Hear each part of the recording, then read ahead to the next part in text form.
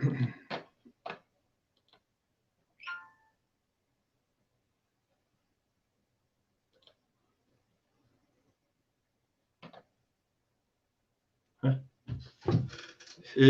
akşamlar sevgili Mole video izleyicileri.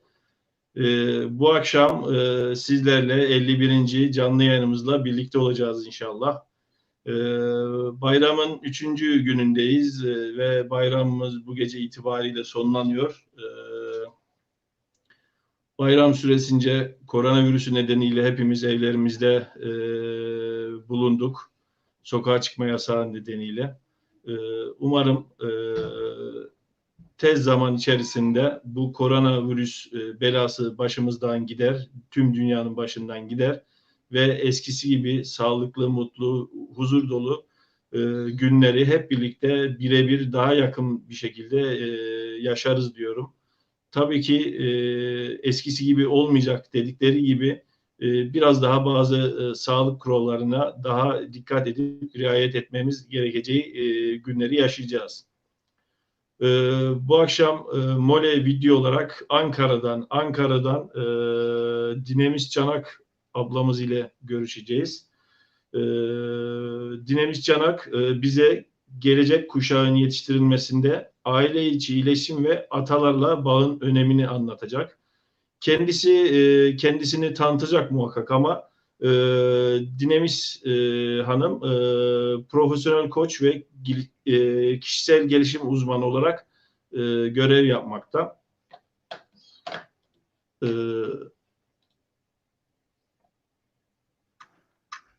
Merhaba. Dinemis, merhaba, hoş geldin. Merhaba Levent. Merhaba, sen de hoş geldin. Tüm izleyicilerimiz hoş geldiniz. Hoş geldin ablacığım tekrar. Dinemis abla mı diyeyim, Dinemis Hanım mı diyeyim? İçinden nasıl gelirse öyle de, biz hanımlara alışık değiliz. Bizim Ben ablam olarak görüyorum. Yoktur değil mi? Abla demek ben çok. ablam olarak görüyorum. Hem uzun yaylalı bir ablamız olarak görüyorum, hem de sevdiğim, saydığım bir ablamız olarak ben daha samimi buluyorum. Bey Doğru. Hanım gibi sanki araya bir duvar örüyor gibi hissediyorum. Burada biz bize bir sohbet yaptığımız için sence de mahsur olmasa öyle devam etmek isterim. Memnuniyetle Levent, ben de kardeşim olarak her zaman biliyorsun, ben de sana kardeş diye hitap ediyorum. Çok memnun olurum. Beylikle hanımla da zaten işimiz yok. Onun için nasıl istersen, içine nasıl geliyorsa öyle hitap ediyorum. Teşekkür ederim. Yalnız kameraya biraz daha yaklaşırsanız ablacığım. Öyle mi? Sesiniz biraz uzaktan geliyor çünkü. Peki. Evet. Sesiniz biraz daha yakından gelecekti. Biraz daha yüksek sesli konuşursak tamam. hem izleyicilerimiz daha net anlayacaklardır. Tamam. Tamam Levent. Orada sinyalleri ver. Evet. Tekrar hoş geldin Esin abla. Evet. Hoş buldum. Hoş buldum.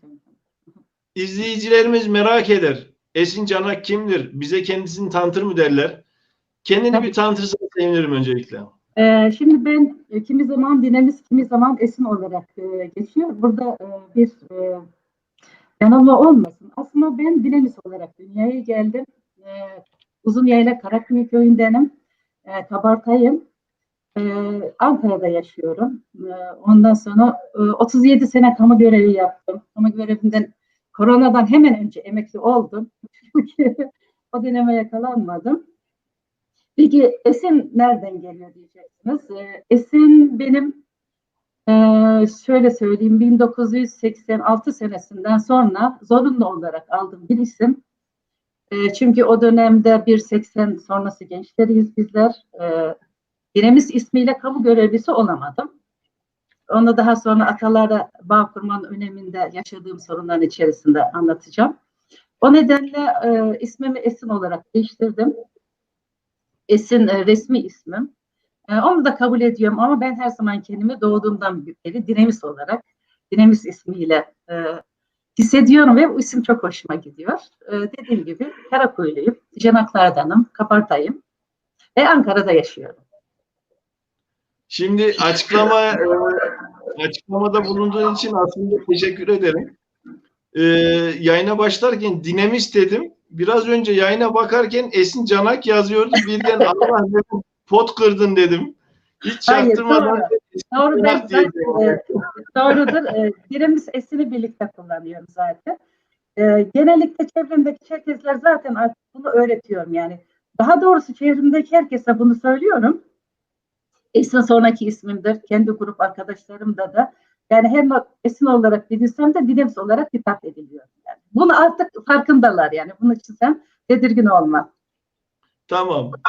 Pot kırmadım. Kırma. Dinemis abla profesyonel koç ve kişisel gelişim uzmanı olarak faaliyette buluyorsunuz şu anda bildiğim kadarıyla. Ve Evet. bu akşam gelecek kuşağın yetiştirilmesinde aile içi iletişim ve atalarla bağın önemine değinen bir sohbet gerçekleştireceğiz. Evet. Fakat bu konuya başlamadan önce malum bu koronavirüs döneminde insanlar hayatlarına bazı değişiklikler getirmek zorunda kaldı. Doğru. İlişkilerimiz biraz daha kısıtlandı. Fakat bazı şeyler de getirdi aslında bu koronavirüs bizlere. Faydaları da var. Evet. Bu korona döneminde insanoğluna bize neleri hatırlattı acaba bu hastalık, bu yaşadığımız şartlar, durumlar bize neleri anımsattı, nelerin farkında olmamızı sağladı sizce abla? Leventciğim, bu çok güzel bir soru oldu. Öncelikle bu soruyla girmen güzel bir sonuç getirecektir mutlaka. Şimdi öncelikle koronavirüsün tabii ki bir sürü zorlukları getirdi. Sağlık sektöründe olsun, ekonomik sektörde olsun çok büyük tabii ki şeylerin yükleri var.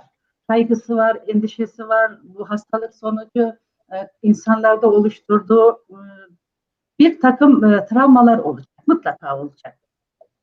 Ancak şuna bakıldığı zaman hani burada biz koçluk bakış açısında hiçbir zaman olumsuz olarak bakmayız. Olumsuz yaşanan olayların bize ne fark ettirdiğine, bize ne anlatmak istediğine bakarız. Bu çerçeveden baktığımız zaman gerçekten ben kendimce, herkes kendi bir şeyler fark etmiştir. Dünya aslında çok yorulmuştu. Dünyayı çok yormuştu. Çok fazla dışarıdaydık. Hayatı tamamen artık biraz dışa vurmuştuk yani. Kendi içsel yolculuğumuzdan kopmuş olarak aslında tabiri caizse bir sürü şeklinde bir koşturma içerisine yaşayıp gidiyorduk.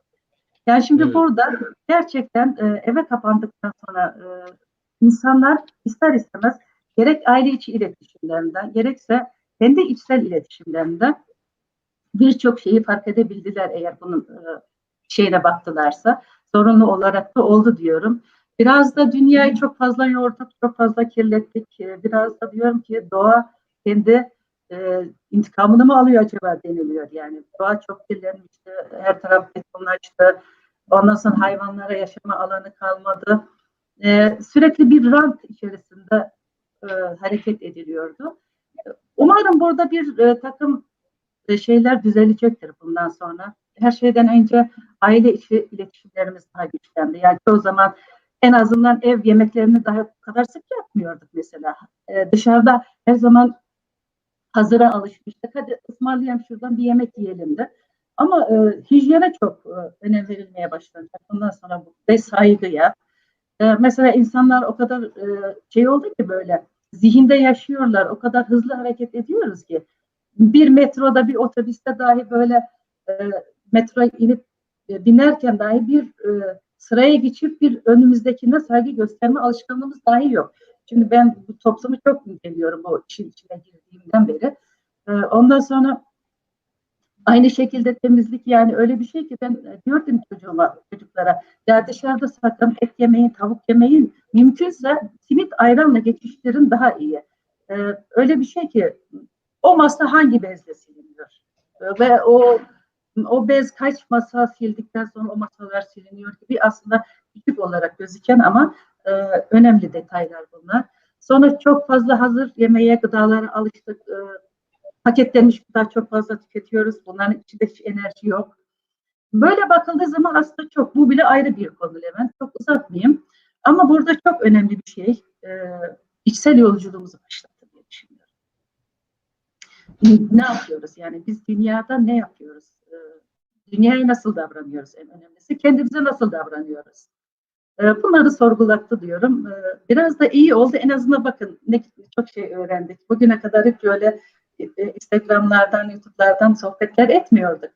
İlla ki bir alanda toplanmamız gerekirdi. Şunu bunu beklerdik. En azından sosyal medyayı olumlu yönde kullanmayı dahi öğrenmiş olduk şu anda. Evet. Birçok tabii ki hatırlattığı şeyler var ama bu da tabii ki kişinin kendisine bağlı. Kişi kendini bir sorgulamalı burada Levent. Evet, bu korona döneminin getirmiş olduğu güzelliklerden birisi de internet yayınlarımız başladı. Evet, Toplum evet. herkes TV istiyordu fakat herkes bir şey istiyordu. Bir aktivite yoktu. Bizim gibi birkaç YouTube video paylaşımının haricinde böyle bir uygulama yoktu. Bu koronavirüsü ardından birçok Değil mi? yerde yayınlar başladı, programlar başladı. Talepte yani insanlar izliyor. Bu anlamda da faydalı oldu diyebilirim. Tabii de. Yani kendi açımdan şöyle söyleyeyim, sosyal medyayı kullanmayı, hele ki cep telefonunu kullanmayı öğrendim. Cep telefonunda her şeyi yapabiliyorum şu anda. Evet, evet. Peki Dinamis abla, kişisel gelişim alanına yönlendiren şey ne oldu siz acaba? Kişisel gelişim alanını aslında yönlendiren şey nedir? Şimdi bugün şunu belirtmek isterim. Bizim konuşacaklarımız genellikle Levent, bilgiye dayalı konuşmayacağız. Yani genellikle duygularımızın üzerinde yoğunluğu olarak konuşacağız. Şimdi biz hayatımızda aslında varlığımızda birçok şeye sahipken aslında bir taraftan bilinmeyen bir yönümüz var. Anlayamadığımız, nedenini bilmediğimiz ve adını koyamadığımız aslında bir boşluğumuz var. Bunu insan kendisine odaklandığı zaman içsel yolculuk dediğimiz bu. Bunları aramaya başlıyor. Yani ben şimdi evet bu dünyada fiziki koşullarım oldukça iyi. İşim var, çocuklar yani bu dünyada olması gereken fiziki koşullarım yerinde. Ancak beni her zaman bir şey eksiklik hissediyordum ben hayatımda. Ya evet öyle bir şey ki şimdi bir araba almak istersin, arabayı alırsın. 2 sene kullanırsın veya 2 ay kullanırsın. Arkasından yenisiyle değiştirmek istersin. Ve bundan sonra bu dönemde sorgulamalar başlıyor. Ondan sonra nasıl gidiyor, nasıl oluyor? Orada sorgulamaya başladım. Ya ben bu dünyaya niye geldim? Gerçekten gerçek amacım bu mu? Gerçek amacım bu mu? Tamam bunu yaptım, tamamladım. İşim var, çocuklarım var, bunları yetiştirebiliyorum ama benim daima bir yerde bir eksiklik hissediyorum. Yani bir doyumsuzluk hissediyorum. Hatta bir gün şöyle demiştim ben, Adalet Teşkilatı'ndan emekli oldum. Ya dedim ben senelerdir temiz formu dolduruyorum. Hayatım temiz formu doldurmakla mı geçecek? Bu nasıl bir hayat dedim. Yani daha hareketli, daha geniş bir alan niye yok? Bir sorguladım zaten soruları sorduğunuzda cevaplar zaten e, sistem tarafından aracılarla gelmeye başlar. Bundan sonra bir içsel yolculuk başladı bende. Ve içsel yolculukta başladığımda gerçekten görünenin dışında bir görünmeyen alanımız var. Görünmeyen alanımızda ne var? Görünmeyen alanımız, duygularımız var, düşüncelerimiz var. Dile getiremediklerimiz var. En önemlisi bu. Bilinçaltı zaten sürekli her an kayıt halinde. Her şeyi kaydediyor. Olumlu olumsuz biliyor. Ve bütün bu kayıtlar bizi yönetiyor. Şey derler ya genellikle, hani buzdağının %95'i suyun içindedir, %5'i dışarıdadır. İşte buraya sorgulamaya başladığımda öğrendiklerim, farkına vardığım şeyler bana iyi gelmeye başladı. Kendi özümün gerçekten sadece bu olmadığının, yapmam gereken daha fazla şeyler olduğunu hatırladıkça bu farkındalığı ya baktım bir kendi içsel yolculuğumda iyi gidiyor. Bu sana dediler ki ya dediler, bu iş üzerinde sana hizmet düşüyor. Bunu paylaşabilirsin çevrenle. Sonra ben fark ettiğimi pardon. Dinlemiş abla, sesiniz az geliyor. bilgisayarınızın mikrofonunu, benim sesim fazla geliyor. Tamam. Bilgisayarınızın mikrofonunu biraz kısıp, siz de sesinizi, bir açma ayarı varsa açabilirseniz mikrofonu veyahut Ama da biraz daha mikrofonu. yakından konuşabilirseniz, sevinirim abla. Sesiniz bayağı bir şey geliyor. Mikrofonu açalım biraz o zaman. Tamam. Bugün yapmış olduğumuz deneme yayınlarında gayet iyiydi. Şebeke bazen, Kulaklıkta konuşmak zor geliyor bana da. Bir deneyelim mi? Nasıl bir geliyor? deneyelim kulaklıkla. Şu anda sesim nasıl? Ben açtım biraz. Hoparlörün sesini açtım. Ee, Uzaktan boğuk bir ses şeklinde geliyor Dinlemiş abla. Uzaktan boğuk ses şeklinde. O zaman bir kulaklığı deneyelim. Size zahmet. Tamam.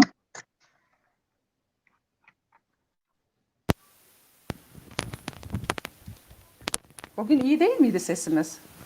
Ha, şu an netleşti. Şimdi nasıl geliyor değil mi? Bu Beni sefer duyuyor de musun? ben seni duyuyor biliyorum ama burada Tamam. da ben boğuluyorum bu sefer.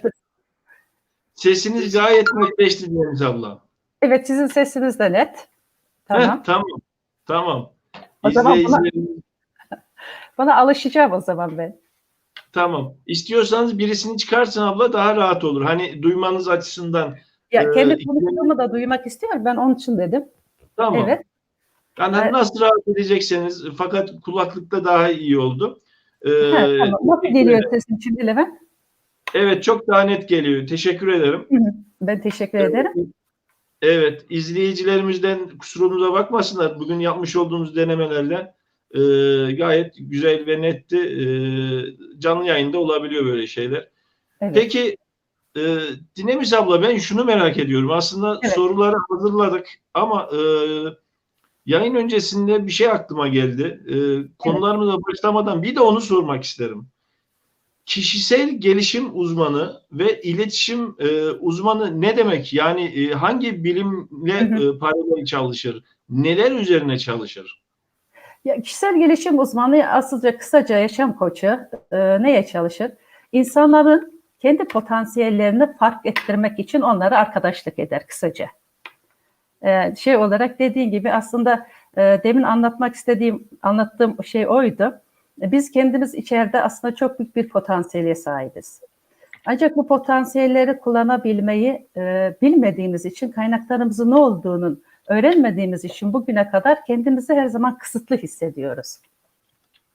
Bu kısıtlı yaşamda hayatta deneyimlemiş olduğumuz olaylara yüklediğimiz anlamlar ifade ediyor. Onun için yaşam koçu, kişisel gelişim rehberi insana yolculuğunda rehberlik etmektir. Onun kendisinin ne sahip olduğu potansiyelleri ortaya çıkartmasına yardımcı olmaktır. Şöyle söyleyeyim, mesela öğrenci koçluğunda şunu söylüyorum bir öğrencimle. Bir dağ gösteriyor mesela. O şamafeyi düşünün. Buraya tek başına çıkabilir misin? Dediğin zaman çıkabilir misiniz bir dağa tek başınıza? Çıkamazsınız değil mi? Yok. Ürkütür bir insan tek başına. Ama o dağa tırmanmazsanız başarı zirvede, o zirveyi elde edemeyeceksiniz. Peki diyorum, buraya çıkabilmek için şu imkanların var. İşte teleferikse teleferik, başka aletler her neyse. Bunların hepsi hazır. Tamam diyor, hazır ama diyor ben bunları tam olarak kullanmayı bilmiyorum. Ya ben tek başıma kayarsam, düşersem gibi düşünün. O zaman şöyle diyorum, peki ben seninle birlikte yürüsem nasıl olur dediğim zaman evet diyor mesela. Evet diyor. O zaman orada kişinin bilinci altında sadece kodlamış olduğu korkusuyla elindeki kaynaklarla karşılaştırdığı zaman korkuyu aşarak kendisini başarıya doğru ilerlemesi için yol alabiliyor. İşte yaşam koçluğu rehberlikte kişinin kendi içsel yani alanında, kendi gelişim alanında ona yolculuk sırasında rehberlik etmektir. Anladım ablacığım. Teşekkür ederim. Böyle de Ben teşekkür ederim. öğrenmiş olduk. Peki atalarla bağlantı halinde olmanın önemi nedir? Şimdi atalarla bağlantı halinde olmanın önemi işte buna geçmeden önce şöyle bir şey demek istiyorum. Mesela şimdi biz bayramdayız. Bayramdan hemen önce bir 21 Mayıs sürecini geçirdik. Sürgün anma dönemimizde. Bu sene onlara katılamadık. Onun için öncelikle şöyle demek istiyorum. Yani bugüne kadar gelmiş geçmiş, diğer dünyaya göç etmiş, Allah'ın rahmetine kavuşmuş olan tüm atalarımıza Allah'tan rahmet diliyorum. Onların önünde saygıyla eğiliyorum. Diğer taraftan da tüm İslam aleminin, tüm hemşerilerimizin dünyanın neresinde olursa olsunlar bayramlarını kutluyorum. Ve onları da şimdi bugün konuşacağımız alan aslında bizim bilinmeyen alan, yaşam gücümüzü atalarımızdan alıyoruz. Ataları da bugün davet ediyorum. Bu nasıl bir şey diyeceksiniz? Bakalım anlatırken içinden bunları hissedebilecek misiniz? Şimdi neden atalarla bağ? Şimdi atalarla bağa geçmeden önce şunu söylemek istiyorum. Biz en güçlü bağlar doğmamızı sağlayan insanlarla aramızdaki bağlardır. Bu bağlarda işte ister ihanet olsun, ister mutsuzluk olsun, her ne yaşanmış olursa olsun, kendi irademizin pahasına olsa bile bağımsız olarak onlarla devam ederiz. Bu bağ hiçbir zaman kopmaz. Biz her nereden geldiysek, biz annemizden, annemiz annesinden, onun atasından derken bütün bir kuşak boyunca biz 7 kuşak atalarının la bağlı olduğumuz söylenir. Atalarla bağın önemini anlatmadan önce biz sürgünde yaşayan, özellikle sizler ve sizlerden sonraki kuşaklar biraz daha yetişmiş olabilir ama bir konuya değinmek istiyorum. Bizim yetişme tarzımız, özellikle bir şansımız vardı ki en azından belli köylerde, belli bölgelerde yaşadık ve kendi dilimizi, kendi kültürümüzü kullanabildik, devam ettirebildik. Ancak şöyle bir şey var. Bir çocuk rahime düştüğü andan itibaren anne babadan tüm şeylerini alır. Duyguları tamamen aktarılır. Şimdi küçük yaşta düşünebiliyor musunuz? Biz nedir? 6-7 yaşında okula başladık. O yaşa kadar annemizin diliyle konuştuk. Kendi kültürümüzde yaşadık ve tıpat okul çağı geliyor, okula başlıyorsun. Ve okula başladığında ne oluyor? Ve şöyle de bir şey var, çocuğun gelişimi ilk 6 senesi çok önemlidir. 6 yaş, ondan sonra 6-12 yaşlar devam eder. İlk 6 yaşta anneden, aileden ne aldıysa kişi, insanın kişiliğini, çocuğun kişiliğini, gelecek kişiliğini o oluşturur. Şimdi biz burada 6 yaş boyunca güzel güzel annemizin yanında, annemizin diliyle konuştuk. Okul çağı geldi, okula başladık. Neyle karşılaştık okulda? Farklı bir dille. O zamana kadar anne babalarımız da zaten kendi ana dilinde konuştular. O süreçte okulda bir travma yaşamaya başlıyoruz genellikle. Öyle bir şey ki diyor ki sen anne dilini konuşmayacaksın, bu dili kullanmayacaksın. Baskı burada başlıyor. Hatta ben şeyi çok iyi hatırlıyorum. İlkokul 3. sınıfta annemin köyünde okudum. Öğretmenimiz sınıf başkanına akşamları da geceleri evleri dinleyeceksin ve Çerkezce konuşan olursa onları yazıp ertesi günü bana getireceksin diye bir baskı vardı üzerimizde. Hangi köyde abla o annenizin köyü? Nerede? Hangi köyde okumuştun? Kırkpınar'da bir sene okudum ben. Öyle bir şey ki şimdi o yaşa kadar zaten anne dilinden başka dil bilmedin. Annenin eteğinden başka yere gitmedi.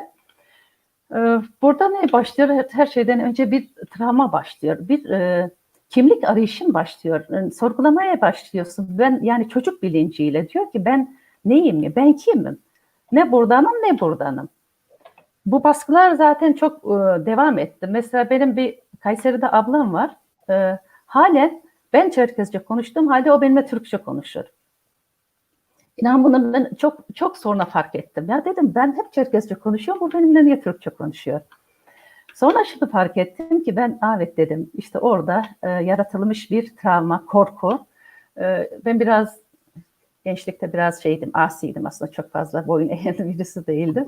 Çok takmazdım yani illaki kendi dilimi konuşacağım. Yani bu okul süreçleri genellikle birçoğumuz bu şeyleri yaşamışızdır. Oradan geldik, ben mesela ismim az önce ismi üzerinde konuşacağız dedim ya. Evet. Şimdi İsim ilkokul bitti. İlkokul 3. sınıftan sonra biz köyden çıktık. Pınarbaşı'na, oradan ortaokulda Kayseri'ye geldim. Bu sefer öğretmenler başladı. Bu Dinemis ne demek? Niye adın Dinemis? Niye deniz değil, derya değil? Öyle ki tam da böyle ergen çağındasın o zaman. Bunlar sana yük oluyor, biliyor musun? İsminden utanmaya başlıyorsun belli bir yerde. Sorgulamalar daha da fazla oluyor ve artık tamamen çelişki içerisindesin. Daha doğrusu nereye ait olduğunu bilemiyorsun. Neyse, bu konu üzerinde kendime 2-3 sefer isim takmışımdır. Kimi zaman Derya derdim, kimi zaman Deniz derdim. Kendime isimler takardım. Ya bu süreçle yetmiyor gibi, bir de sizler döneminde olmamıştır ama benden öncekiler mutlaka bunu yaşamıştır. Çok büyük utanç yaşatılıyordu bize. Çerkez Etem konusu değinmeden olmayacak. Çerkez Etem her zaman bize sınıfta ders anlatırken tarih hocaları Çerkez Etem ihanet etti derlerdi. Bu bir çocuk bilincinde gerçekten çocuk için çok acı bir söz. Onun içeride yarattığı travma çok büyük. Utanç hissettiriyor. Yani ya ben nasıl bir milletim? Ben neyim ki bu millete tekrar bir ihanet etmiş bir atam var? Baskılar, bunların hepsi baskı ve travma. Hatta bu olayın üzerine ben ortaokulda yaşadığım bir şey hatırlıyorum. Teneffüste bahçede oyun oynuyoruz. Top oynuyorduk galiba. Ben biraz da şeydim, böyle erkeklerle falan top falan da oynardım. Biraz şeydim. Ondan sonra galiba oyunda yenildiler karşı taraf ve biraz sporcuydum, yani şeyim vardı, sporcu yönüm var. Bu çocukluktan geliyordu. Yenilince şey söyledi, biliyor musun? Oyun bozanlık yapmaya kalktı ve bana işte dedi, yani ihanet, Çerkez Ethem'in dedi ihanet ettiğine göre bir ihanetin torunu da ihanet edecektir gibi bir söz kullandı. Yani o arka bahçede çok iyi hatırlıyorum ben, onun üzerine saldırıp o erkek çocuğu elimden alamadıklarını hatırlıyorum. Öyle bir şey ki bütün bu yaşanmışlıklar çok sonrası atalarla bağ kurmanın yeniden önemini hatırlatıyor. Ki ben bunu atalarla bağ kurmanın önemini son 3 sene içerisinde öğrendim. Yaşanmışlıklar. Şimdi neden atalarla bağ kurmamız gerekiyor? Şimdi kalıtsal aile travmalarımız var. Bu kalıtsal aile travmaları nereden geliyor dersiniz? İşte bunlar atalarımızdan geliyor. En güçlü bağlar doğmamızı sağlayan insanlarla aramızdaki bağlardır. Kendi irademiz pahasına olursa da bu bağlar devam edecek. Anne babalarımızın duygularını ana rahmindeyken kalıtsal olarak alabiliriz. Annemizle küçüklüğümüzdeki iletişimlerimizden alabiliriz. Bilinç dışı bağımlılıklarımızla alabiliriz kalıtsal özellikleri. Yani daha doğrusu hayat bizi geçmişle çözümlenmemiş bir şeyle bu dünyaya gönderiyor. İşte bilinçaltımızda çözemediğimiz nedir? Tatmin olamadığımız durumlarda buradaki boşluklar araya giriyor. Yani biz şimdi derler ya, dedesi erik çalmış da torunun dişi kamaşmış derler. Biz şimdi atalarımızın bütün deneyimlerini çoğunlukla biz üzerimizde taşıyoruz. Kuşaktan kuşağa aktarıyoruz biz bunları. Bize annelerimizden, biz de bizden sonraki nesillere aktaracağız. Şimdi şurada atalarımızda ben özellikle, herkes için aynı şey geçerli değildir ama şunu anlatmak istiyorum.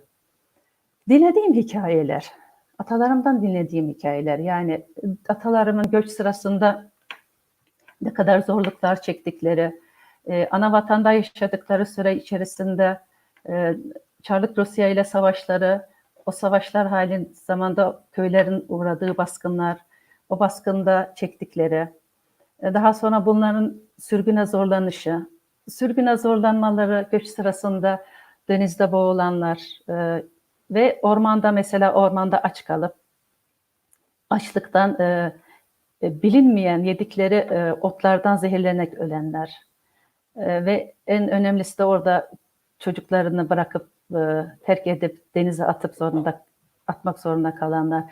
Yani öyle çok hikayeleri dinledik ki bütün dinlediğimiz hikayeler aslında acı hikayeler. Burası bir gerçek. Hani onların biz atalarımızın hep acı hikayeleriyle büyüdük. Mesela bize derlerdi, benim iki halamın Kafkasya'dan çocuk olarak geldiği söylenir. Ben tanımadım onları. Şimdi derlermiş böyle, anneleri gelmemiş, dedeyle birlikte halalar gelmiş. Dolunay çıktığında gökyüzüne, dolunaya bakın. O anda ben de dolunaya bakacağım. Ben sizleri görmüş olacağım diye anlatılırdı. Bu hikayelerle büyüdüm ben. Tabii herkes kendi soyuna göre farklı hikayeleri de olabilir ama bu hikayelerin içerisinde peki kendime ne kadar güvende hissedebilirdim? Kendi varlığımı, kendi özümü ne kadar idrak edebilirim, ne kadar uygulamaya koyabilirim? Şimdi biz anne babalarımızdan yaşam gücünü alıyoruz. Bize yaşam gücü anne babalarımızdan aktarılıyor. Atalarımızdan aktarılıyor. Şimdi bu atalarımızın mesela şöyle bir örnek vereyim. Eğer bir ölüm anında, bir yakınınızın ölümü sırasında, eğer orada olduysanız yakınında, onun ölüm anında o hayatın yok oluşunu hissedersiniz. O bağın koptuğunu hissedersiniz.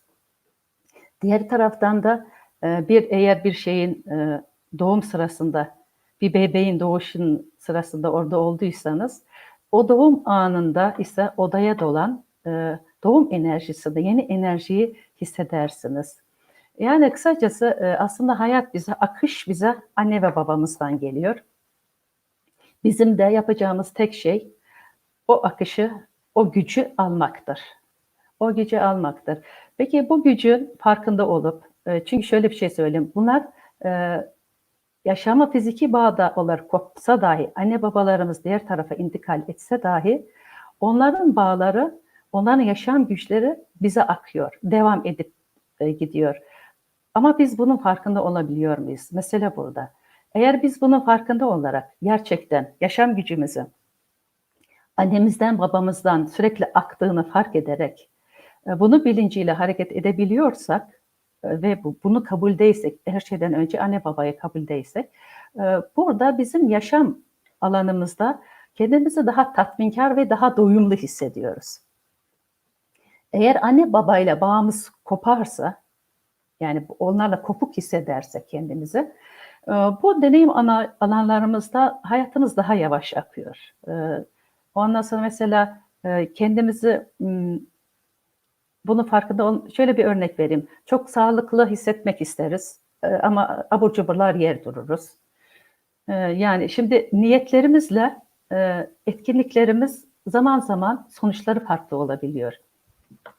Bunların nedenleri de işte atalarımızdan gelen yaşam gücünün farkında olmamaktır. Eğer atalarımızın, şunu söylüyorum, ben çok fırsatım olmadı. Halen ataları, annelere, babalara sağ olanların çok güzel bir imkanları var. Şanslılar diyorum. Atalarınızı şu anda, geçmişinizi bilebilecek ne kadar büyüğünüz varsa lütfen onlarla sık sık muhabbet halinde olun. Onlara geçmişinizi, atalarını, ondan önceki ataları ne kadar neyi hatırlayabiliyorlarsa bunları konuşturun, bunları not edin. Hatta diyorum ki ben bunların ses kayıtlarını alın. Ve bundan sonra siz kendi hayatınızda atalarınızın yaşamış olduğu deneyimsizliklerden sizin hayatınızda neler vara bir bakın. Eğer biri atasının soyunda iflas varsa mutlaka bir sonraki kuşakta bu iflas başka bir kuşakta ortaya çıkıyor. Mesela birisi cinayet işlemişse, adam öldürmüşse sonraki kuşaklarda mutlaka bu başkasının üzerinde çıkıyor. Çünkü orada nedir? Bedeller ödenmiyor.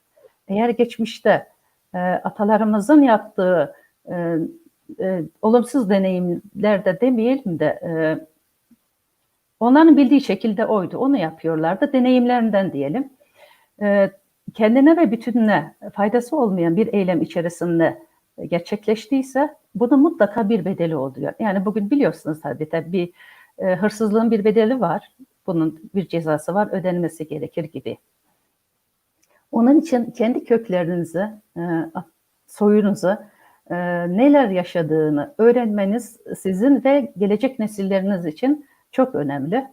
Çünkü şöyle bir şey var. Bunları da tekrar kendi yaşam alanınızda olumsuz deneyimlerini, atalarınızın olumsuz deneyimlerini kendi hayat alanınızda değiştirebiliyorsunuz. Bunun da imkanları var. Çünkü öyle bir şey ki atalarımızın tüm şeylere biz ana rahminden itibaren dedik ya, biz kodlanıyor çocuğun üzerine. Bütün şeylerimiz, DNA'larımızın şeyi var, hafızası var. Bu hafızada kayıtlı her şey. Bu kayıtlar da bize olduğu gibi geliyor ve bizden sonraki nesillerimize de devam edecek. Bunun için burada İnancı Biyolojisi diye bir kitap var, bunu çok güzel anlatıyor.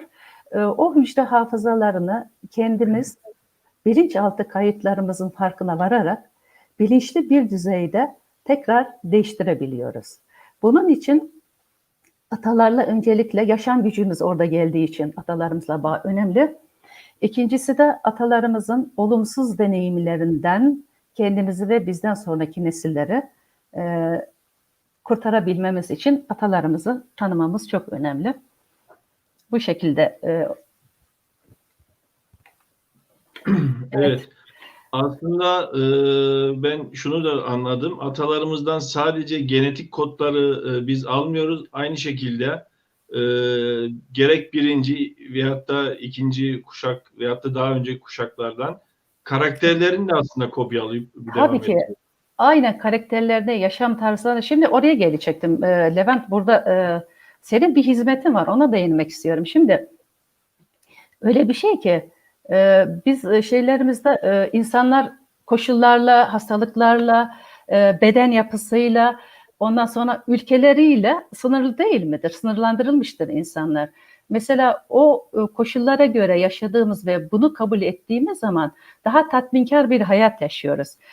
Mesela şimdi ben son 3 senedir bu aile bağları çok derin bir konu. Ben sadece bu kısa bir geçiş yapacağım. 3 senedir bunun üzerinde çalışıyorum. Buna aile sistem dizilimi deniliyor. Çok derin. Bert Hellinger'in bir çalışmasıdır bu. Merak edenler Bert Hellinger'in kitaplarını da inceleyebilirler, araştırabilirler. Son 3 senesinde gerçekten adını koyamadım. Hani bir şey hissediyorum ama işte mutsuzluğum var, korkularım var.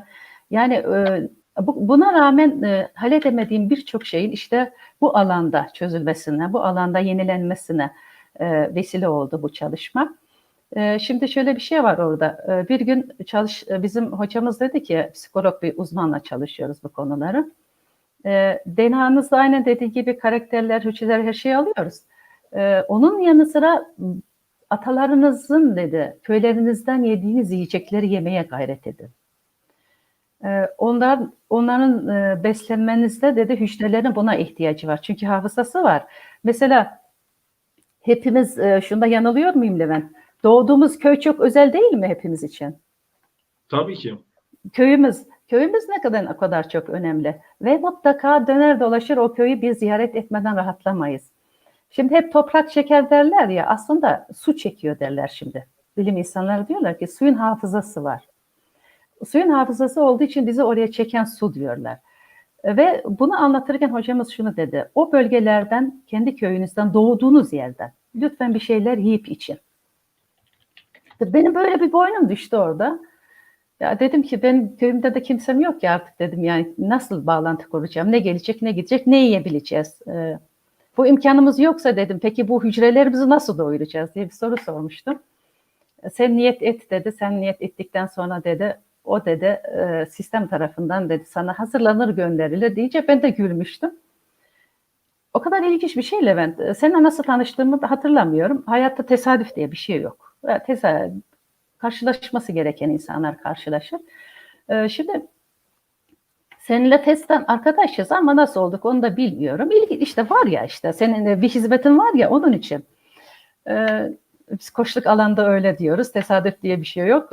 Sen hazır olduğunda seninle birlikte olacak insanlar seninle birlikte hazır olurlar. Bir gün seni tabii ara ondan önce değil mi? Seninle bir irtibata geçtik. Bir Kafkasya. Tabii bu sistem dizilimi.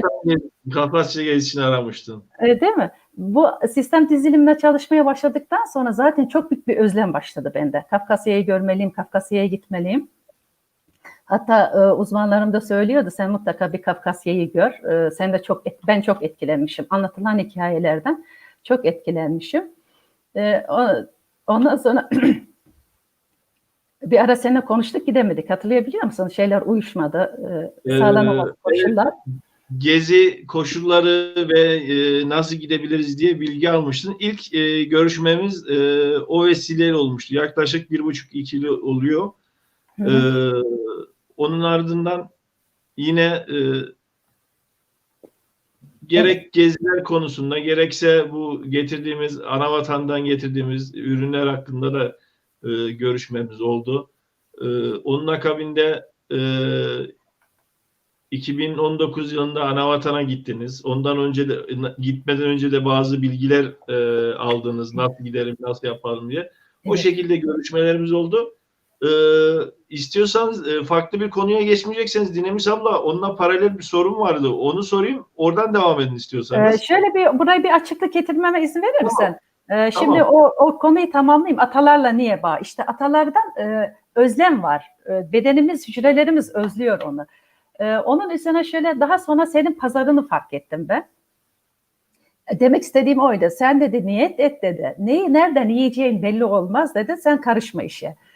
Uzmanım böyle söylemişti. Ondan sonra senin Facebook'unda pazarını fark ettim. Ondan sonra hatırlıyor musun, böyle hemen her şeyi sipariş ettim. Orası çok özel. O duyguyu sizinle paylaşmak istiyorum. Şimdi o gün Levent o hazırladığı şeyleri aldım. Dernekten çıktım. Abdullah'a bırakmıştı sağ olsun. O da yardımcı oluyordu bu konuda. Onu da analım sevgiyle. Ondan sonra aldım onu, şimdi o kadar güzel kokuyor ki poşet. Yani inan ki o her şey, bütün hücrelerimizle atalarımızı biliyoruz ve tanıyoruz. Farkında değiliz yoksa. Onu aldım, o kadar güzel kokuyor ki o poşette ne var bilmiyorum. Mis gibi bir koku sardı bütün bedenim böyle. Metroya bindim gidiyorum böyle kucağımda. Öyle de bir sarmışsın ki açamıyorum şimdi. Paketi de açamıyorum, merak da ediyorum neler koydun falan. Hemen eve geldim, bir kişi açtım, işte kalmak şeyler, tuzlar, etler falan bir şey var. Şu çok özeldi. Tuzu aldım, o 5 baharatlı tuz var ya Levent. Evet. Ne kadar mis gibi kokuyor. O kadar güzel kokuyor ki onu aldım böyle bağrıma bastım şekilde. Yani öyle bir kokladım ki o tuzu, sanki bütün gelmiş geçmiş bütün atalarımla buluştum. O hissiyat o kadar özel ki bu sezgisel bir şey. İnan bu duygu anlatılamıyor. Demek istediğim oydu. Çalışmalara başladıktan sonra oradaki yaşam gücün bana aklının farkına varıp o bağlantıyı kurduktan sonra seninle birlikte bu güzel yiyecekleri yemeye başladık. Sonra Kafkasya gezileri. Sorunu alayım ben o zaman. Evet. Şimdi biraz önce bahsettiğimiz gibi Anavatan'a, Kafkasya'ya nasıl giderim şeklinde girişimleriniz söz konusuydu. O konular hakkında bilgiler alıyordunuz. Bir türlü bizimle bir organizasyonumuz olmadı. Fakat 2019 yılında KAFED'in Anavatan, Karasuy'un Anavatan organizasyonu ile 2019 Mayıs ayında Anavatan'a gittiniz. Peki bu Anavatan'a, Kafkasya'ya gitme arzusu sizde nasıl oluştu? Ve Anavatan'a gittikten sonra sizde ne gibi hisler uyandırdı?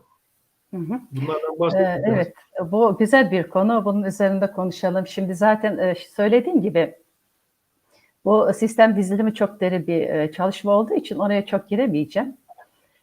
Ben işte kişisel gelişim alanına girip kendi bilinç duygularımın ve bilinçaltı kayıtlarımın bizi nasıl yönettiğini öğrenip hayata daha doyumlu bakabilmenin atalarla kurulması gereken bağda olduğunu öğrendikten sonra Kafkasya zaten hep böyle neye sahip olursam olayım Levent. İçimde hep bir ne denir ya, gurbet acısı vardı yani. Bunu tarif edemiyorum.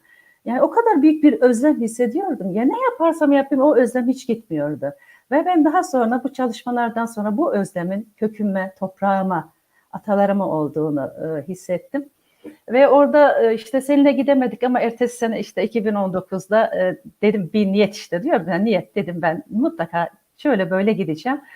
Niyetimi yaptıktan sonra dernekten bir mesaj geldi 2019'da ve öyle bir şey ki tam da bir anma 21 Mayıs'a denk geldi. Burada Kafet Yönetim Kurulu'na, dernek yönetim kurullarına o sene hizmet etmiş olan herkese çok teşekkür ediyorum. Ondan sonra tabii ki bu çok heyecanlı bir süreçti. Kafkasya'ya oğlumla birlikte gittim. Ondan sonra Nuh oğluydu sanırım. Nuh onun otobüs firmasıyla birlikte. Evet şurada görüntüde var. Burada birlikte yola çıktık. Burada da benim bir çelişkim vardı. Bir arkadaşıma daha teşekkür etmek istiyorum.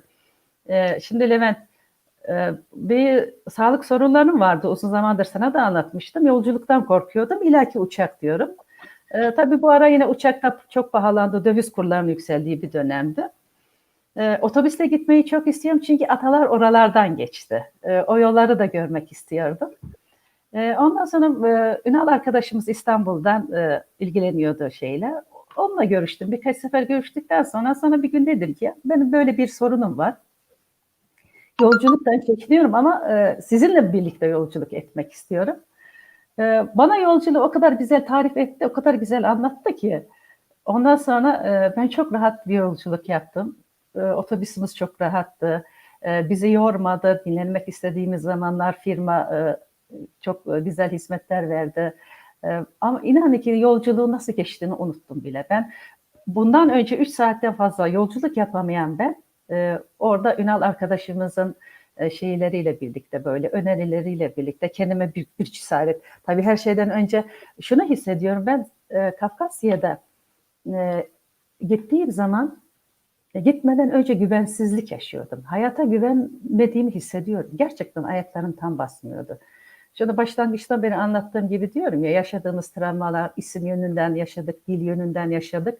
Ben nereye aitim, ben kimim diyor. Yani şimdi bizim içimizde büyümeyen bir çocuk yanımız var. Bu çocuk yanımız her zaman şunu der. Benim babam dünyanın en güçlü babasıdır. Benim babam herkesin babasını addeder der bir çocuk. Şimdi benim babam, ben zaten babamı da çok küçük yaşta hakkı rahmetine kavuşmuş. Babamı da çok tanıyamadım, çok hatırlayamıyorum.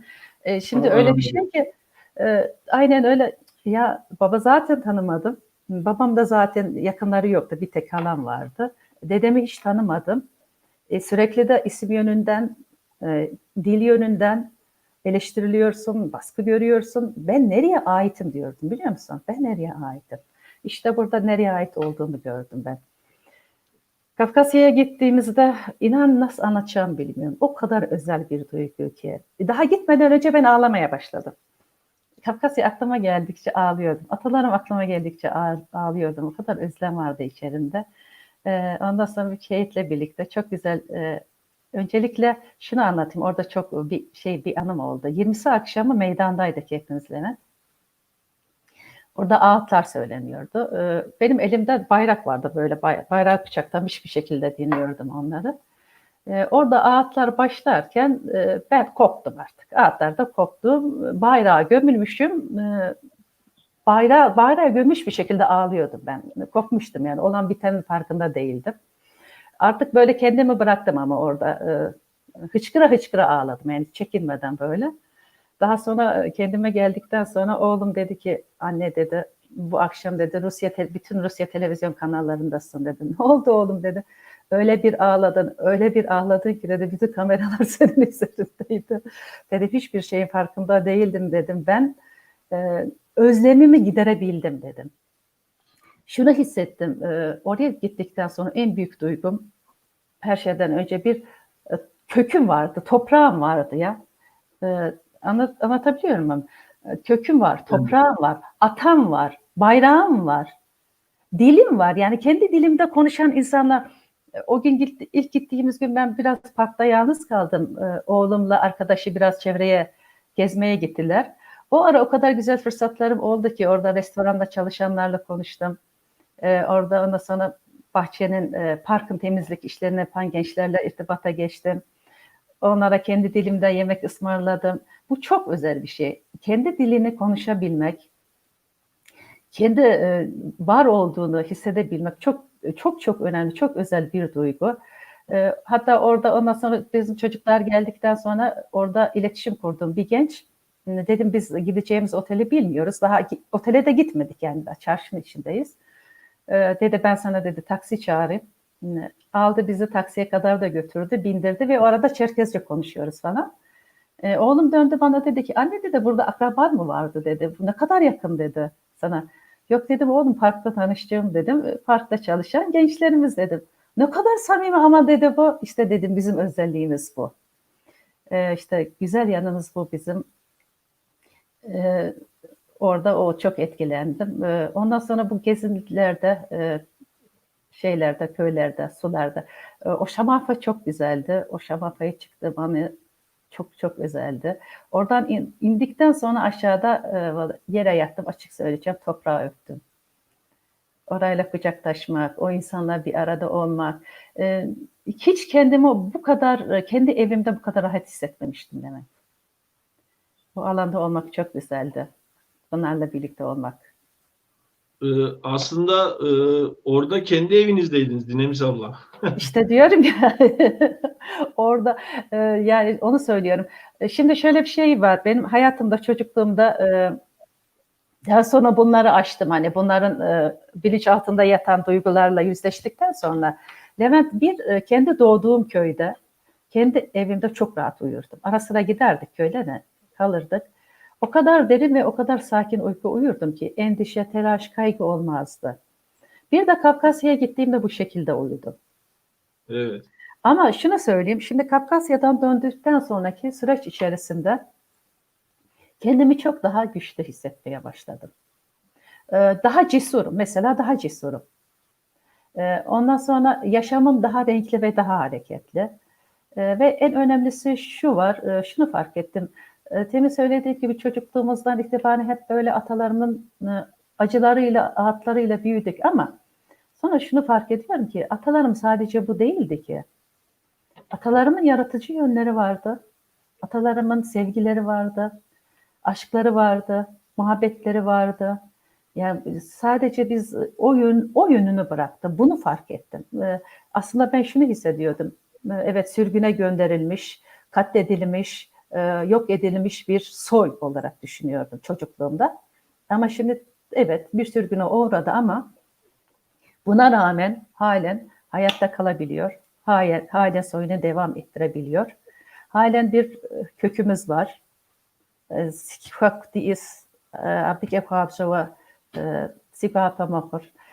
İşte valla Levent yani burayı o kadar özel ki yaşamak lazım diyorum. Yani şimdi ekran başında bizi izleyenlere inanın bu konuda çok bir şey söyleyemiyorum.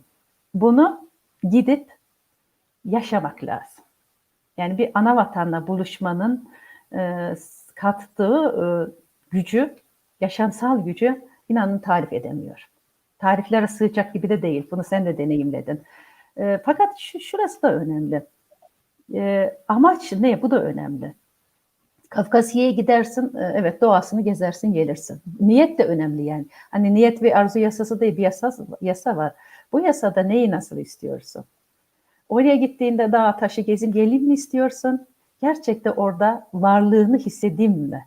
Bu ikisi de biraz aslında farklı. Ben oraya giderken evet doğasını görmek tabii ki ama hissedebilmek. Aslında çok az mesela isterim ki birkaç ay kalayım orada böyle. Ondan sonra yavaş yavaş insanların mesela pazara gidiyordum alışverişe o durduğum zamanlar pazardakine Türk'üm sıkık yaz Türk alem sıkık yaz sabısı aha fakat baş ka fakat baş o kızar şeker apta kadar şeker fakat baş denedik o anın koyduğu ya o sıcak samimiyet şeyi görmekte ilgiyi görmekte çok güzel tabii ki. Şimdi biraz önce belirttiniz o samimiyet, içten duygu cidden ilginç bir şey. İsterseniz pazara gidin, isterseniz üniversiteye gidin, isterseniz başka bir ortama gidin. Karşılaştığınız ilk insanlar otomatik bir refleks olarak fıkapgazej diyor.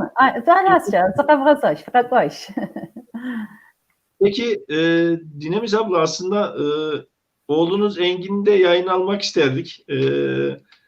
Şu an resminde gördüğümüz delikanlı Engin, Dinamis ablanın oğlu ve bu geziye beraber gittiler. Bu bence altı çizilecek önemli bir husus. Gerek kendisi orayı tanımak için gitmek istediği gibi oğlu da beraber götürdü ki bence bu daha da bir anlam ifade etmesini sağladı. Evet. Bunun örnek olmasının yanı sıra önemli bir şey olduğunu da düşünüyorum. Engin nasıl buldu? Gittiği yerlerin nasıl değerlendirdi? Hoşuna gitti mi? Beğendi mi? Beğenmedi mi?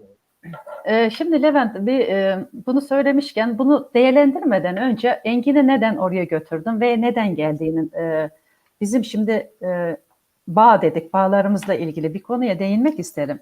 Şimdi yaşam gücümüz biz dedik ki atalarımızdan alıyoruz.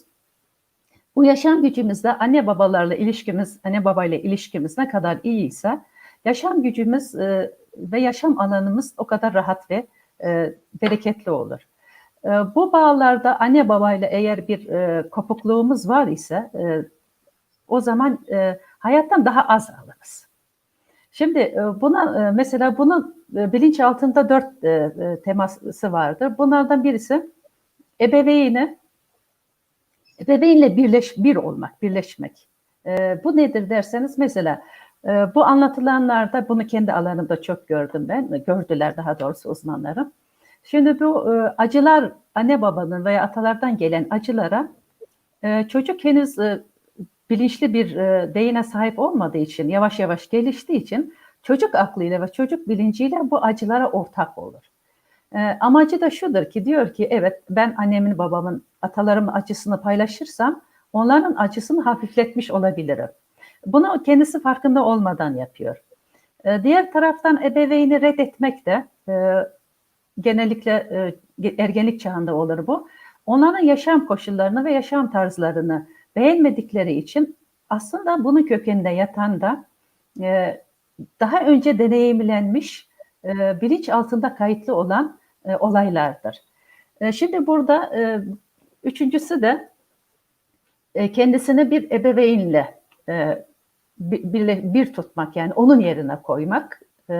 Bu da mesela aile içerisinde mesela bir ölüm olduğunda anne baba ölen kişi üzerinde çok konuştuğu zaman, çok anlatıldığında kendisini onunla bağlaştırır ki onların acısı azalsın veya ben ilgi görmüyorum, o çok ilgi görüyor, onun yerine onun ilgisini ben göreyim şeklinde. Çocuk kendince de böyle şeylerimiz de var. Algılarımız var. Kendimize yapıyoruz. Şimdi burada çoğumuz, ben yapıyordum mesela. Gerçekten atalarımızı, annelerimizi, babalarımızı yargılıyoruz. Burası bir gerçek. Beğenmediğimiz yönleri var, yargıladığımız yönleri var. Burada hatta zamanla bir oğlum dahi bunu söylemişti bana. Neden buraya geldiler ki? Neden vatanlarını savunmadılar? Orada kalsak daha iyi değil miydi gibi sorular soruyordu oğlumun.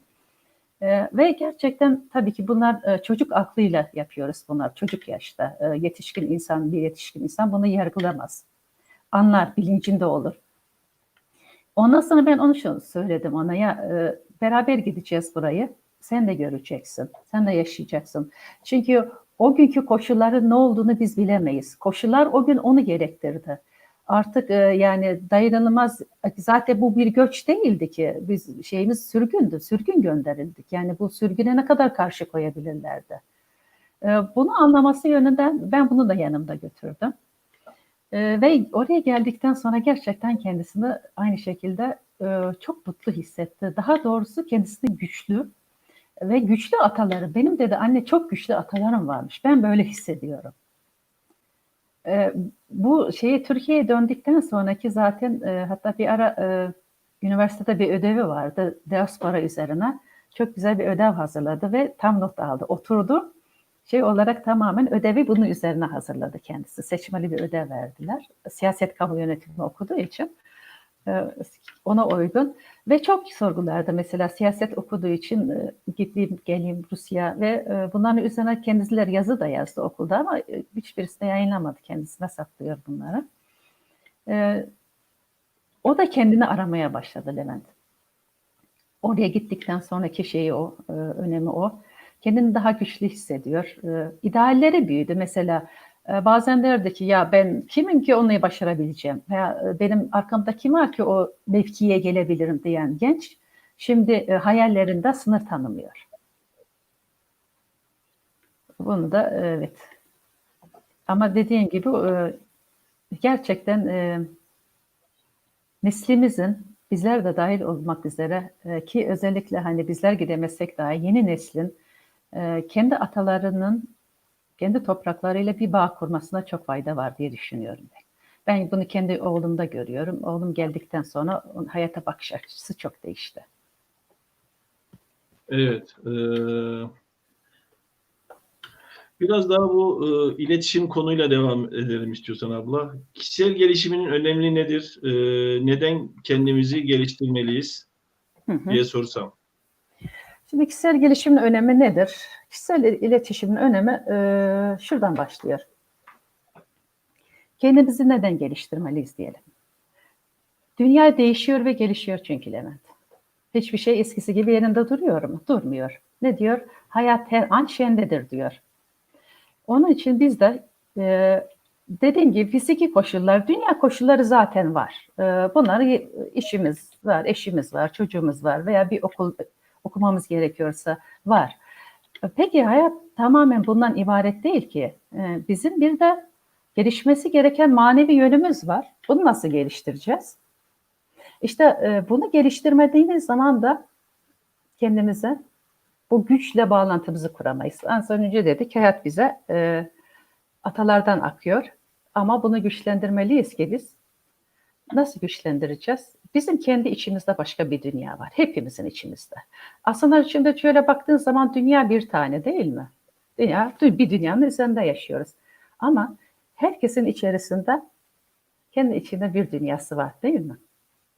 İşte bu dünyada neredeyim? Bu dünyada neyi yaşıyorum? Öğrenmek istiyorsan kişisel gelişime yönelmen gerekiyor. Kendini geliştirmen gerekiyor. Bu yolda. Şimdi biz evet görünen bir bedeniz.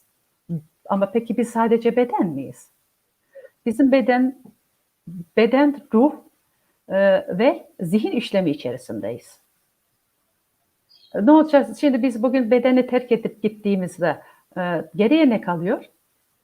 Bir ruhsal alanımız var ama ruh nereyedir? Olan bir enerji alanımız var.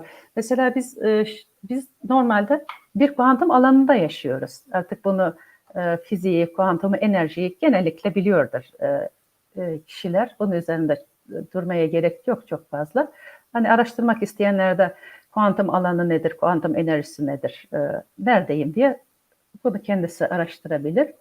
İşte bizim bu içsel yolculuğumuz aslında görünmeyen alandır. Bu alanı geliştirmemiz gerekiyor. Neden geliştirmemiz gerekiyor? Biraz önce söylediğim gibi biz şimdi bilinçaltı her şeyi kaydediyor. Doğruyu bilmez, yanlışı bilmez, renkten, sesten, kokudan itibaren her şey bilinçaltı sonsuz bir veriye sahip olduğu gibi her şeyi kaydediyor. Duyguları kaydediyor, düşünceleri. Şimdi eğer biz bilincimizi geliştirirsek, içsel yolculuğumuza dediğimiz şey bu. Bilinçli olarak bakabilmeye başlarız. Mesela bilinçaltı bir şey yapmak istediğimizde bilinçaltı hemen harekete geçiyor. Önceki deneyimlerimize göre kodlanıyor orada duygular. Önceki deneyimlerimize göre hemen zihne bir haber gönderiyor. Zihinle birlikte oluyor, bir işlem yaptırıyor. Acaba gerçekten istediğimiz şey bu muydu? Az önce demiştik hani çok sağlıklı olmak isteriz ama haberi abur cubur yeriz. İşte burada bilinç altında bir kayıt var. Her neden oluştuysa. Bir de bizim koruyucularımız var, içsel koruyucumuz. Bu da bizi korumak amacıyla hareket eder ama gerçekten neden koruduğunu bilmeyerek korur. Şimdi bilinç dediğimiz şey burada bilinçaltıyla zihin arasındaki dengeyi sağlayabilme farkındalık diyoruz. Bilinçli bakış açısı diyoruz. Mesela geçen gün alışverişe çıktım. Çok farklı bir şey almaya gittim ama kuru yemiş aldım geldim. Ve geldiğimde güldüm kendi kendime. Ben şunu alacaktım ama kuru yemiş aldım geldim. Beni kim yönetti orada? Beni bilinçaltım yönetti. Orada bir şey gördü. O kuru yemiş yemeği öyle bir bağlantı kuruyor ki bilinçaltı. O kuru yemişle ilgili bir bağlantıyı buldu. Bana kuru yemiş aldırdı geldi. İşte orada benim kuru yemişe ihtiyacım yok, ben bunu almayacağım dediğim zaman bilinçli bakmaya başlıyorum. İşte kişisel gelişim bu nedenle farkından olmak için, farkında hareket edebilmek için ve şöyle söyleyeyim, mesela karşınızdaki insan geldi size takıldı veya olumsuz bir şeyler söyledi. Size ne hissettirdi? Bir kızgınlık hissettirdi mesela. Öfke hissettirdi. Şimdi o anda karşındaki insan seninle konuştuğu şekilde karşılık verebilirsin, kızabilirsin, öfkelenebilirsin, değil mi? Evet. İşte bu bilinçaltının zihinle birlikte hareketidir. Ama şöyle bir durumda bir geriye çekilip bu insan bana ne fark ettirmek istiyor? Niye bunu konuşması bende öfke hissettirdi dediğin zaman bilinçli alana geçmiş oluyorsun. Ve inan ki seni öfkelendiren durumun aslında o kişiyle hiçbir alakası olmadığını, bunun senin bilinçaltı kayıtlarında senin çocukluk deneyimlerinden geldiğini fark etmiş olursun. Bilinçli yaşamak, gözlemci olabilmek için kişisel gelişim alanına yönelmemiz gerekiyor. Eğer daha farkında bir hayat yaşayacaksa, neden her şey için öfkeleniyoruz, kızıyoruz, pat bir işlem yapıyoruz. Karşılığında ne oluyor? Karşılığında mutlaka bir bedel ödüyoruz, değil mi? Evet. Peki bir bedeli ödemeye ne gerek? Bedel ödemeden de öğrenebiliriz.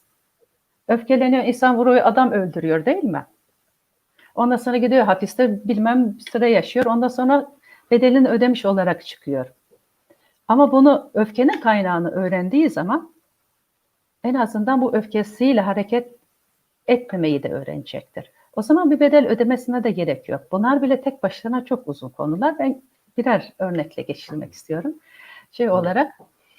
Benim de Peki, zaten bu alana geçmek istememin nedeni de oydu. Öfkeli bir insandım. Çok deneyim yaşadım. İzleyicilerimiz Dinemis Hanım'a sormak istedikleri varsa Messenger canlı sohbet kısmında yazarlarsa sohbetimizin sonuna doğru kendisine ileteceğim diyorum ve geleneksel aile yapısı içerisinde büyümüş olan anne babaların günümüz koşullarda çocuk yetiştirirken dikkat etmesi gereken hususlar neler sizce acaba? Şimdi burada biraz geleneklerimize değineceğim. Evet, güzel geleneklerimiz, yetişme tarzlarımız var ama az önce dedik ya, içimizde bizim büyümeyen bir çocuk var ve o çocuk anneyi babanın sevgisini mutlaka istiyor. Sevildiğini duymak istiyor. Bizim toplumumuz çok güzel. Geleneklerimize rağmen biraz burada bir kopukluk yaşadı geçmişte. En azından bu toplu yaşamlarda bunu diğer amcalar, etraftakiler, geniş ailede bunlar telafi edebiliyordu. Ama şimdi çekirdek aile tarzı yaşantılarda bu artık olamıyor. Mesela Levent, annene babana onlara sevdiğini hiç söyledin mi bugüne kadar? Sarılıp annene, anneciğim seni seviyorum dedin mi? Demişsindir, belki sen daha gençsin. Söyledin. Ama babana dedin mi desen küçükken Evet. beri ki 9 katlı gofreti çok severdim. Evet. Baba bana 9 kat getirdin mi derdim. Hayal atarlardım. O zamanlar daha içten sıcak sarılmışımdır ama yaş büyüdükten sonra anne baba değil de anne tabii ki devam etti ama babaya biraz herkes gibi mesafeliydik. Evet, mesafeliydik çünkü geleneksel yetişme tarzımız buydu. Şeyle anlatırlar ya, hani böyle askerden gelmiş bir şey anlatırdı annem rahmetli. Askerden gelmiş, 2 sene askerlik yapmış, gelmiş bir yakınlar kimse. Çocuk koşmuş, tabii o arada çocuk büyümüş. Ana rahmindeyken askere gidiyor baba. O çocuk işte kim geldi, baba geldi falan derlerken koşmuş babasına sarılmış. Ayaklarına, bacaklarına sarılınca babası onu iteklemiş, fırlatmış. Babası varmış. Çünkü dede oradaymış. İşte bunlar aslında evet geleneksel olarak öyle görünsek de o içimizde büyümeyen bir çocuk yanımız var ki orada travmalar neden oluyor. Ve ondan sonra diyor ki annem beni sevmedi, babam beni onaylamadı. Dinemis abla sesim geliyor mu? Senin sesin geliyor ama görüntün gitti Levent. Karardı. Abla elektrikleri bitti, sen devam et abla. Ben Elektrikler mi evet gitti? jeneratör Evet, şimdi geldin. Hoş geldin. Ne oldu Levent? Anne babadan bahsedince kendini neden kararttın? Vallahi jeneratör şey oldu, girdi. Evet. Hı hı.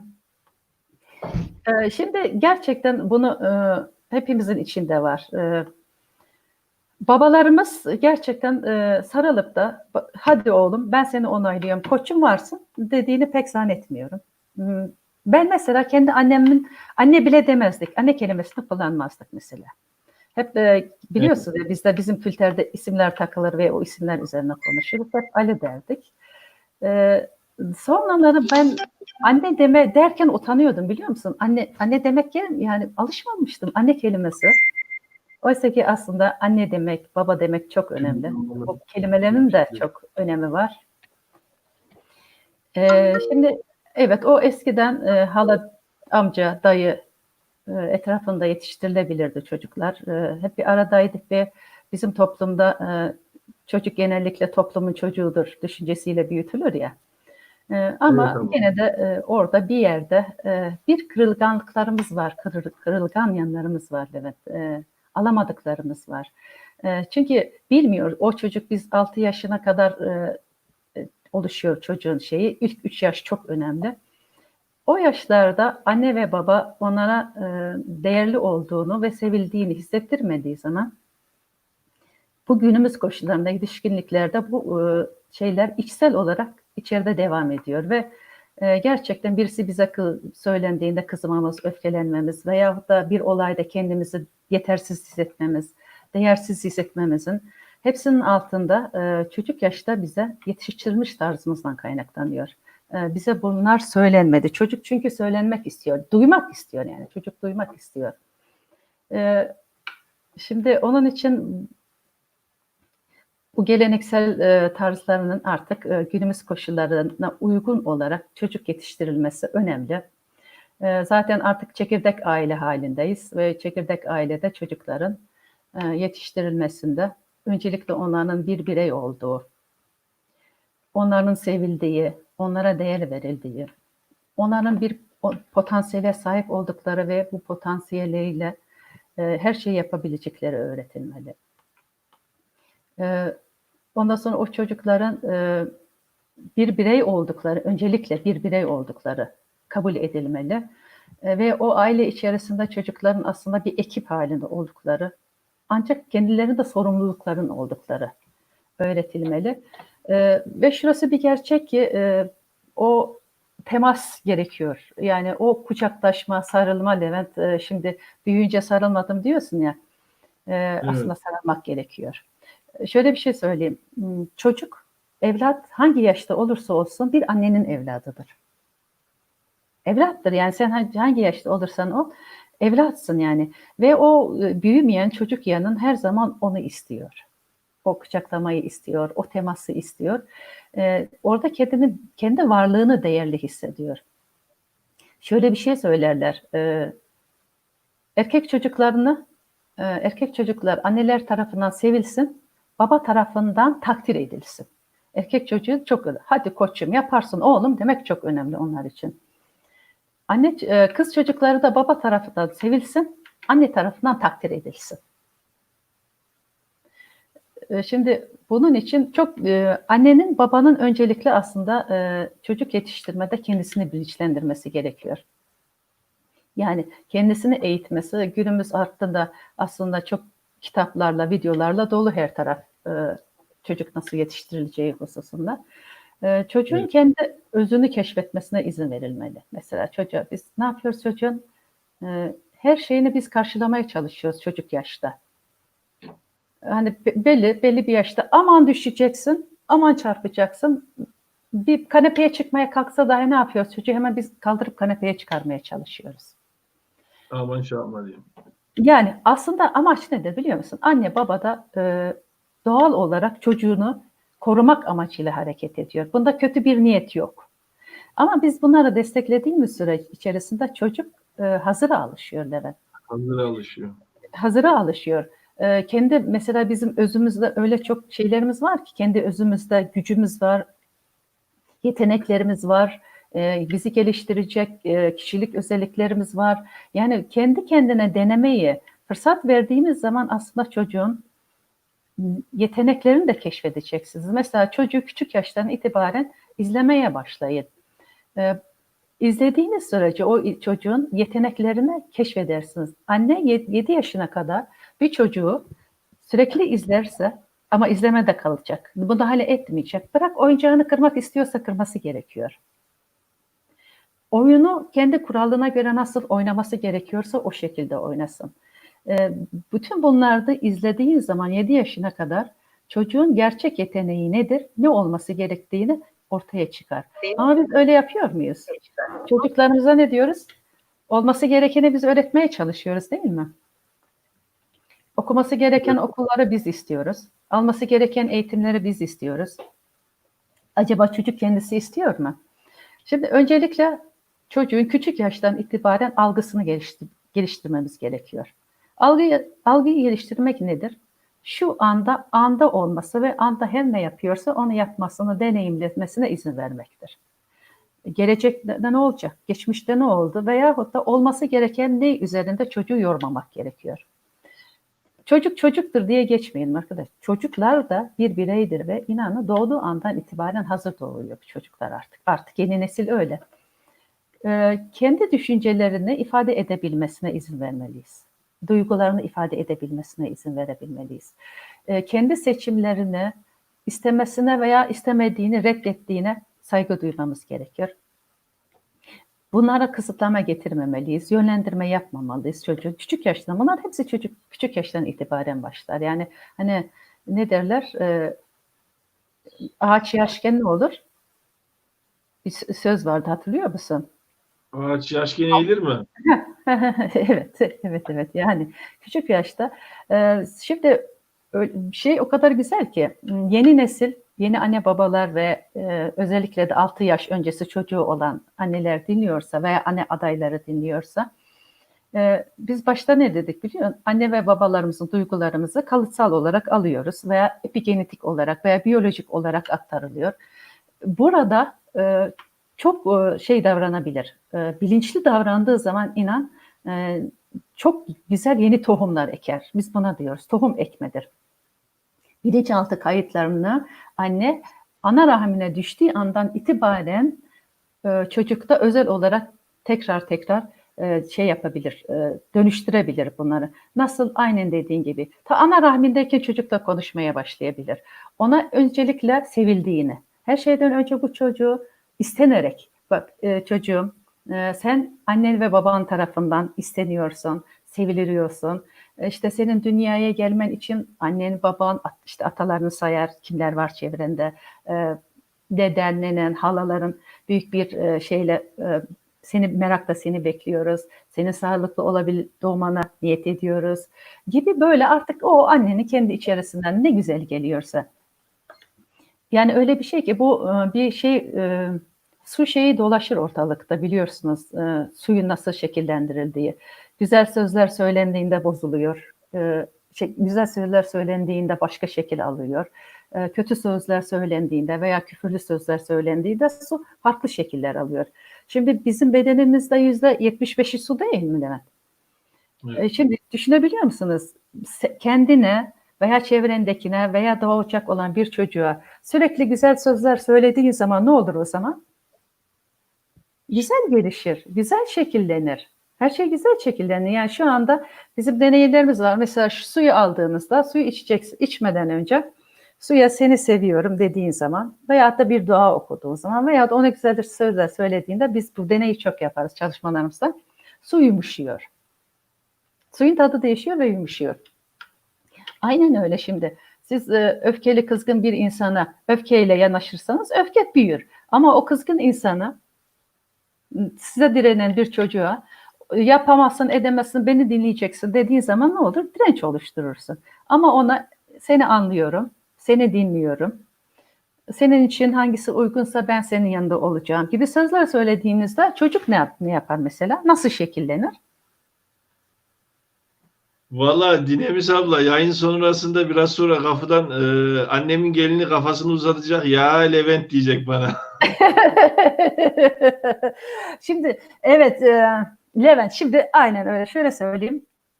Gerçekten burada yargılamak gibi, eleştirmek gibi anlamayın erkekler. Sakın bunu şey olarak, ama tabii erkek biraz daha geride yetişmede. Ama biz şunu söyleyeyim, gerçekten anneye çok önem veriyoruz.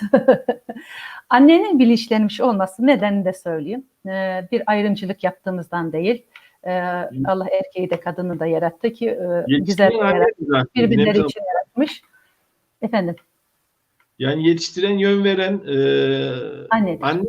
Anne Evet. yani yaratılış itibariyle anne zaten her zaman bir adım daha önde aslında yani. Bir adım önde.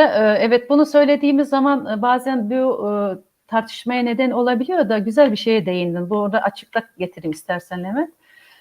Şimdi şöyle bir şey var. Kadın seçicidir. Şimdi kadın rahim esmasına sahip oluşu ve doğurganlığı nedeniyle yaratıcılığa sahiptir ve orada yumurtayı döllemiş olması nedeniyle kadın bir adım önde zaten. Erkeği doğuran çünkü erkeği doğuran da bir anne ya. Onun için biz deriz ki mesela kadınların biraz daha dişil enerjide kalmaları, biraz daha erkeğin arkasında demiyoruz bunlarla. Erkeğin yanında olun dediğinizde yanlış anlaşılıyor ama anlam bu yani. Kadın zaten dediğin gibi çok güzel söyledin, önde. Bir adım biraz geride durun ki diyoruz, eşitlenelim. Denge olsun. Kadınla erkek arasında denge olsun. Hayat denge üzeredir çünkü. İşte öyle demiştik. Dinemis abla, son sorumu da sorayım. Ondan sonra izleyicilerimiz de 6-7 tane soru sordular. Onları da ilet. Sence de uygunsa. Peki şöyle iletelim. Levent, şimdi bu çocukta iletişim üzerine birkaç bir şey söylemek istiyorum. Onu tamamlayıp mı soruları alalım, arada mı soruları alalım? Soruları en son alacağım. Görüşmemiz bittikten sonra daha. Tamam. O zaman ben o zaman bu aile iletişimi üzerine şeyi tamamlayalım. Çocukla iletişim ne, ergen iletişim ne? Annelere bu konuda da, daha doğrusu ebeveynlere, anne demeyeceğim burada. Ergenler geliyor çünkü sırada ergenler var. Bu konuda o zaman biraz konuşalım. Vaktimiz nasıl peki Levent? Vakti sen yöneteceksin, program sen yönetiyorsan. Yani ben inan ki konuşmaya başladım, çok fazla konuşurum. Beni biraz artık sen konuya göre, zamana göre yönlendir. Onları ilettikten sonra onları cevaplamak falan bir yarım saat sürecektir. Yani toplam bir yarım saat kadar da süremiz var abla. O zaman bu yarım saat süre içerisinde de etkili iletişim üzerine biraz konuşayım. Şimdi o zaman çocukları iyi kötü yetiştirmekte nelere dikkat edileceğini anlattık. Etkili iletişime geçelim. Aile içerisinde etkili iletişim önemi nedir? Neden etkili iletişim kuruyoruz? Önce şunu söyleyelim. Etkili iletişim nedir? İletişim önce insanın kendisinde başlar. Şöyle diyelim, temelde farkındalık olmalıdır. İçsel ve dışsal olarak. Dinemis abla, iletişimle devam ediyorsun. Sorumu da sorayım, onun içinde cevap vereceksin tamam, zaten. Etkili iletişim nasıl sağlanır? İletişimin engelleri nelerdir ablacığım? Zaten evet, o konuya geldim. Parantez içine sorayım. Tam soracağım konu üzerine bir şeyler anlatacaktım ben de o zaman. Şimdi şöyle bir şey diyelim. İletişim aslında öncelikle insanın kendisiyle başlar. Kendi kendine nasıl işte iletişim diyeceksiniz. İletişim farkında olmak gerekiyor. İnsanın kendisinin farkında olması, insanın içten ve dıştan yaşantısının bilincinde olmasıdır. İnsanın kendi duygularının farkında olması ve kendi duygularını yönetebilmesi. Dışarıda ne oluyor, içeride ne oluyor? Ya şimdi dışarıdan Levent bana bir şey söyledi, ben kendimi değersiz hissettim. Acaba ben kendimi neden değersiz hissettim? Orada bir Levent'e kızmadan önce kendi içime dönüp olayın bana değersizlik hissettiren olay nedir? Bunu kendi içerisinde bir bulmam lazım Levent. Buna insanın kendisiyle iletişim denir. İnsan bir şekilde kendiyle iletişime geçtiği zaman karşısındakiyle aynı şekilde iletişime geçer. Onu yargılamak, eleştirmek yerine o ne anlatmak istiyor, onun davranışlarında, duygularının altında yatan temel neden nedir? Onu fark eder ve ona o şekilde cevap verir. Mesela karşısındaki insanın duruşu, jest, mimik hareketleri, oturuşu, ses tonu aslında bize bir mesajlar verir. Mesaj verir, sürekli iletişimde mesaj veriyor. İletişim, kendisiyle iletişim halinde olan bir insan karşısındakiyle nasıl iletişim kurabilmesini çok çabuk ve çok kolay anlar ve ona göre iletişim kurur. Şimdi işte burada bu anlayışla karşılıklı olarak kurduğumuz iletişim, farkında olarak kurduysak bu bir etkili iletişimdir. Şimdi etkili iletişimde mesela çocukla nasıl etkili iletişim kuralım? Öncelikle bunun şeyi de var. Ben şimdi seninle iletişim kurduğum halde ben senin çocuğuna kaç yaşında Levent? Bir güzel kızım var. Geçen gördüm videoda. Büyük 13, ufak kız da Ufak 6 kız yaş. ya. Evet evet. Tam bakın tam böyle artık şekle gelecek zaman. Mesela onunla seninle iletişim kurduğum şekilde onunla iletişim kuramam. Çocuklarla iletişim kurarken neye dikkat etmeliyiz? Öncelikle neden farklı düşündüğümüzün bilincinde olmalıyız. Aile içerisinde aslında hepimiz farklı düşünüyoruz. Neden farklı düşünüyoruz biliyor musunuz? Hepimiz olayları farklı anlıyoruz, deneyimlerimiz farklı, algılarımız farklı. Bunu da daha önce baştan birkaç kez tekrarladığım gibi bilinçaltı kayıtlarımızdan geliyor. Bir sürü kayıtlarımız, deneyimlerimiz, aktarımlarımız var. Onların içerisinde öyle şeyler var ki o düşündüğümüz algımızı onlar yönetiyor. Ben şimdi arkandaki resmi mesela bayrak olarak görüyorum. Ama bir kişi bayrağı işte çiçeğin altında bayrak olarak görür. Algı farklı. Evet. Bu algının farkında olduğumuz zaman aile içerisinde iletişim kurabiliyoruz. Aile içerisinde iletişim kurarken mesela çocukla iletişim kuruyoruz. Çocukla iki şekilde dengeli iletişim kurabiliriz. Birisi konuşarak, birisi dinleyerek. Peki çocukla konuşurken neler yapmalıyız? Her şeyden önce onunla konuşurken onunla yüz yüze olmalıyız. Sessiz olmalıyız. O konuşurken onun sözünü kesmemeliyiz. Yapabiliyor muyuz acaba Demet hiç bunları? Vallahi dediklerinin hiçbirini yapamıyorum abla ben. Bugünden itibaren niyet edelim. Evet, ondan sonra onunla göz teması kurmalıyız. Çok önemli göz teması. Bir de onunla karşı dürüst olmalıyız. Mesela 3-5 yaş çocuklarına resim ve oyun aracılığıyla yaklaşabiliriz. Onunla oyun oynarken ve resimlerle bize ne anlatmak istediğini çok daha kolay anlayabiliriz. Ona değer verdiğimizi hissettirmeliyiz. Onunla gurur duyduğumuzu hissettirmeliyiz. Ondan sonra sesimizi yükseltmemeliyiz onunla konuşurken. Ona söz hakkı vermeliyiz ve onun da sözünü kesmemeliyiz. Şimdi bir örnek vereyim. Çocuk konuşuyor, o gün okuldan geldi. Onu heyecanlandıran bir olay var. Levent de yorgun, argın eve geldi. Koltuğuna oturdu. Bir taraftan televizyon kumandası elinde. Televizyon kanaldan kanalına geçerken çocuk da büyük bir heyecanla okuldaki olayı anlatıyor. İletişim kurabildik mi Levent şimdi? Örnek vermemde sakınca yok değil mi? Daha iyi Yani anlaşılıyor. ben her zaman dürüstüm. Yani şimdi yapıyorum, biraz önce de yapıyorum diye de bir hikaye okuyabilirdim. Burada taraftara oynayıp. İşte, ama dedik ya dürüst olacağız. Dürüst Yani olacağız. yuvarlı Allah var yani. İnan Levent şöyle bir şey var. Aynen tabii ki haklı olarak anne babalar biz de yoruluruz, çalışıyoruz. Bir koşuşturmanın içerideyiz. Çocuk o zaman diyor ki ben değerli değilim, beni zaten dinlemiyorlar. Bu yarın bir gün hayata atıldığında gerçekten kendisini ifade etmek için bir görüşmeye gittiğinde buna bir zorluk olarak karşısına çıkabilir.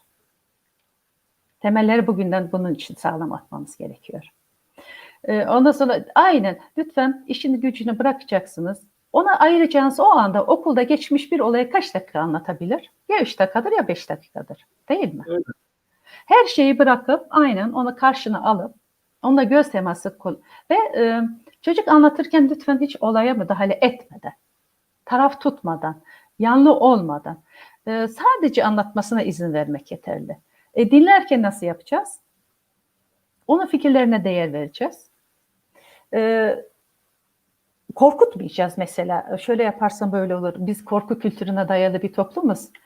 Buna çok dikkat etmemiz gerekiyor. Ve ona konuşmaya davet edelim. Mesela hep o mu konuşacak? Senin de çocuğuna konuşmak isteyebileceğin bir konu vardır, değil mi?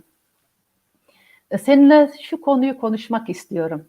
Seninle bu konuşmaya katılır mısın diye ona bir davet göndereceksin. Bu kalıpları içerisinde kurduğunuz ve bunlar hemen olmayacak tabii ki ama yavaş yavaş ne olacak? Yeter ki isteyelim. Yerine oturacaktır. Şimdi çocukla iletişimde bu kadar yeterli diyorum. Fazla biraz kafa karıştı gibi Levent. Değil mi? Bir düşüncelere daldın. Acaba neyi ne yapıyordum der gibisi hissettim seni. Şimdi çocukla iletişimde genellikle mümkün olduğu kadar bunlara dikkat etmeye çalışmakta çok büyük fayda var. Şimdi bir ergen, mesela ergen çok daha önemli. Ergenle iletişim gerçekten çok daha önemli. Ben de 2 tane çocuk yetiştirdim. Şimdi ergen ne çocuk ne de bir ergen o dönem. Öyle bir geçiş dönemi ki hepimiz biliriz biz bunu. Bunu atlatmak gerçekten çok zor. Burada anne babaya da çok büyük bir görev düşmekte. Çünkü ergen yaştaki çocuğun en çok kavga ettiği kişi annesiyle babasıdır. Doğru mudur? Ebeveyniyle. Ve öyle bir şey ki bu yaşta ergenler ebeveynlerini de beğenmemeye başlarlar. Eleştirmeye başlarlar. Kılık kıyafetleriyle olsun, düşünce tarzlarıyla olsun. Orada kendim olma arayışı var. Mesele bu işte. Bir kimlik arayışı var. Mesela ergen orada kendine ait kimlik oluşturma sürecindedir. Onun bunalımını yaşamakta, fiziksel olarak birdenbire bir büyüme yaşamakta, bir sıçrayış yaşadığı bir dönem. Onun ne olup bittiğinin anlayamıyor.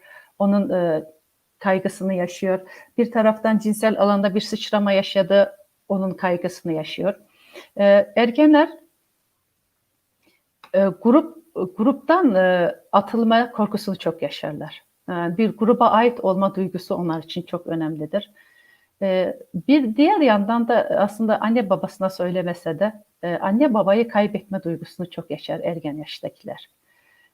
Onun için burada şimdi diğer tarafta çocukla aslında çocuğu alıp konuşmak daha kolaydır ama ergende konuşmaktan ziyade ergen o zaman konuşmaya çok yanaşmıyor farkındaysanız. Yani büyütenler bilir. Ergene hoşgörüyle yanaşmak çok önemli. Onun kendisi olabilmesine izin vermek, ancak bunu gözlemlemek gerekir ergeni. Gözlemlemek derken bu sakın bir takipçilik olarak anlaşılmasın. Ergeni takip etmeye kalkmayın. Sadece olup biteni gözlemleyin. Nasıl bir arayış içerisinde. Eğer istiyorsa sizden, siz istediği zaman yardım edin gençlere. Orada ergen, gerçekten ergenlik döneminde çok dikkat edilmesi gerekiyor. Dediğim gibi bir de ergenlik döneminde anne baba genellikle biraz daha çocuğun kendine benzemesi yönünde talepkar olabilirler. Çocuk orada hem anne babaya benzemek istiyor hem istemiyor. Bir taraftan örnek olarak anne babayı alıyor ama bir taraftan da onlar gibi olmak istemiyor. İyi ki istemiyor. Böyle bir şey çocukları zorlamayalım. Şimdi anne babaya benzeyen çocuk o uzayda kara delikte kaybolmuş gibi anne babanın içerisinde kaybolur. Kendi özünü, kendi kişiliğini oluşturur ki bu dönemde ergenin oluşturduğu kimlik hayatı boyunca kullanacağı kimliktir. Onun için bu mesela iletişimde ergenlere çok dikkat edelim. Bir söz vardır ya, çocukla çocuk olma, ergenle ergen olma. Gerçekten sınırları çok zorlayacaktır bu ergenlik dönemi. Anne babanın burada çok hoşgörülü ve olgun davranması, anlayışlı davranması gerekiyor. Mesela ergenler en çok orada neyi de eleştiririz? Giyim kuşamları çok farklılaşır. Bu konuda onlara tolerans tanıyalım. Gürültücü olurlar. Niye gürültücüler? Mesela şeylere denk gelirsiniz. Otobüs duraklarında falan veya kafelerde bir grup genç vardır kendi aralarında. Habire böyle kahkahalarla, gürültülerle çevrede böyle o ortamda kendi seslerini duyururlar ve bazen çıkçıklar gelir etraftan. Ya işte şu gençliğe bak gibi yorumlar gelebilir. Aslında o çocuklar sizleri hiç görmüyor, bizleri görmüyor ortam. O gençlerin ergenlik çağında hayali seyircileri vardır. Onlar aslında onlara yapıyorlar. Onun için ergenlere çok davranmamız gerekiyor, hoşgörülü davranmamız gerekiyor.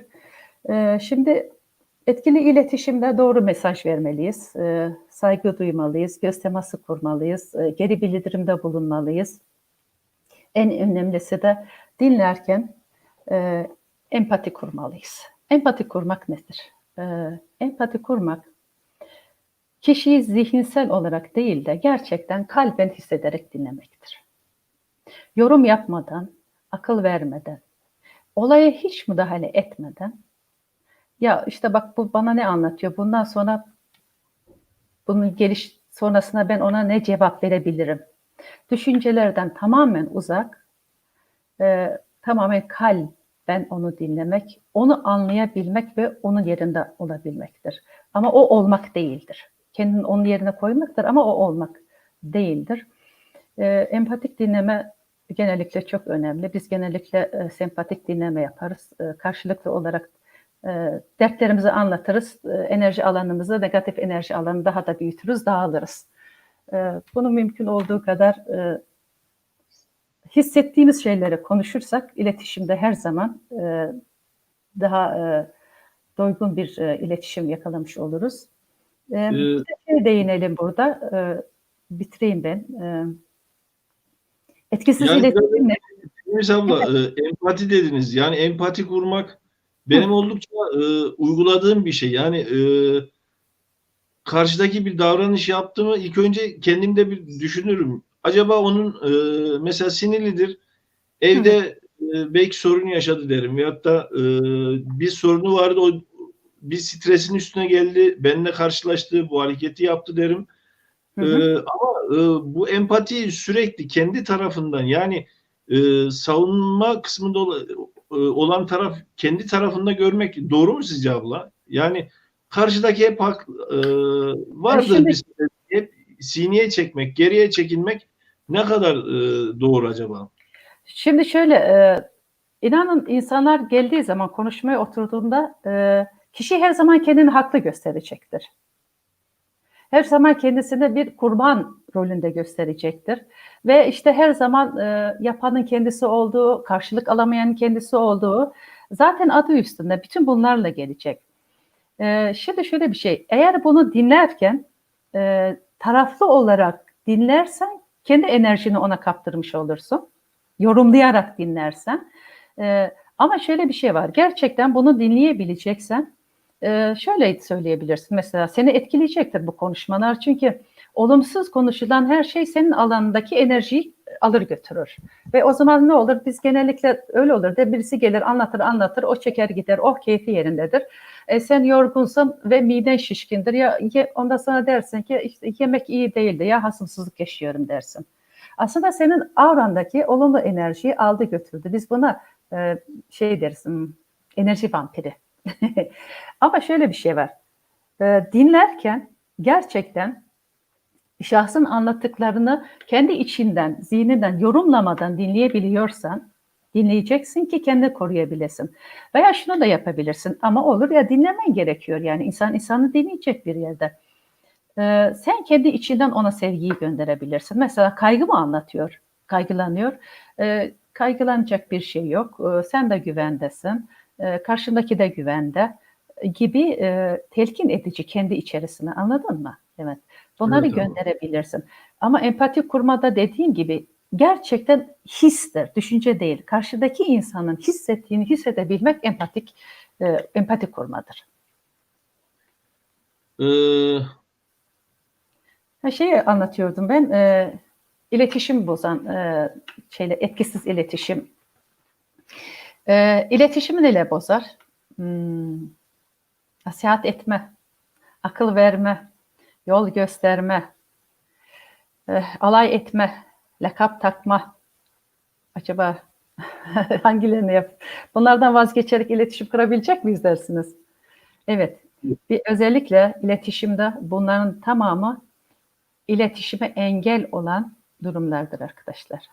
Bir insanı dinleyebiliyorsan sessizce dinleyebileceksin ama Ya ben de böyle bir şey deneyimlemiştim diyorsan o gerçekten etkili bir iletişim değil. Veya da iletişimde biz bunu gençlere çok yaparız. Sanki o gençlerin aklı yok gibi. Oğlum bak şöyle yap, böyle yap. Şu okulu seçersen bu olur, şunu yaparsan bu olur gibi sözler kullanmak. Ve bir de gençlere eğitim alanında yetişkinlerimizin çok yaptığı ve çok onların umutlarını kıran sözler kullanıyoruz. Bunlara da çok dikkat etmemiz gerekiyor. İşte falanca bölümü okuyorum. Ne olacak orayı bitirince? Ya o alanda sana iş yok ki. Nereden biliyorsun o alanda ona iş olmadığını? Biz yetişkinlerin gençlerle iletişim kurarken lütfen bu eskimiş sözleri artık bırakalım. Evet. İnan herkesin kendi hayatında yaşaması gerekeni yaşıyor. Yani ilahi sistem o kadar güzel her şeyi planlamış bir durumda ki bu sistem içerisinde olması gereken oluyor, yaşanması gereken yaşanıyor. Bizim gençlere verebileceğimiz tek şey arkandayım, senin yanındayım, sen başarabilirsin. İşte bunu yapabildiğimiz zaman biz iletişim kurabilen, aile içerisinde iletişim kuran bireyler olabildiğimiz gibi toplum içerisinde de iletişim kuran bireyler yetiştirebileceğiz. Bu gençlerimiz yarının büyükleri olacak ve yarını devam ettirebilecekler. Bu gençlere biz bugünden ne kadar çok güç verir, ne kadar sağlıklı bireyler olarak, kendi kimliğini bilen insanlar olarak yetiştirirsek, toplum ona göre şekillenecek, toplumun ötesinde dünya ona göre değişecek Levent. Aslında anne babalara burada çok büyük bir önem düşüyor. Umarım bu akşamdan itibaren birçok şeyi fark edebiliriz. Yeni farkındalıklarla, bilinçli farkındalıklarla yeni nesiller yetiştirebiliriz. Bunun da ötesinde aktarımlarımızda, deneyimlerimizde olumlu olanları seçerek çocuklarımıza verebiliriz. Yalnız biraz önceki sözlerinizden şöyle bir anlam da çıkıyor gibi oldu ama ben mi yanlış anladım? Hani bir şekilde su yolunu buluyor gibi söylediniz Oluyor. ama Aynen öyle Levent. Maalesef. bu suya yön vermek de gerekiyor. Şimdi saldım çayıra Mevlam kayıra veyahut da kadere iman Rabbim neyi uygun görürse olur deyip yani aşırı suyu da serbest bırakmak da yanlış değil midir? Suyu Yani serbest. Şimdi o ergen iletişimde üzerinde durduk ya, gözlemleyeceğiz, izlemeyeceğiz. Şöyle bir şey var. Aslında biz nehir kendi halinde akar gider. Benim demek istediğim nehrin tersine doğru yüzmeyelim. Gidebilir misin? Nehrin tersine doğru gidebilir misin?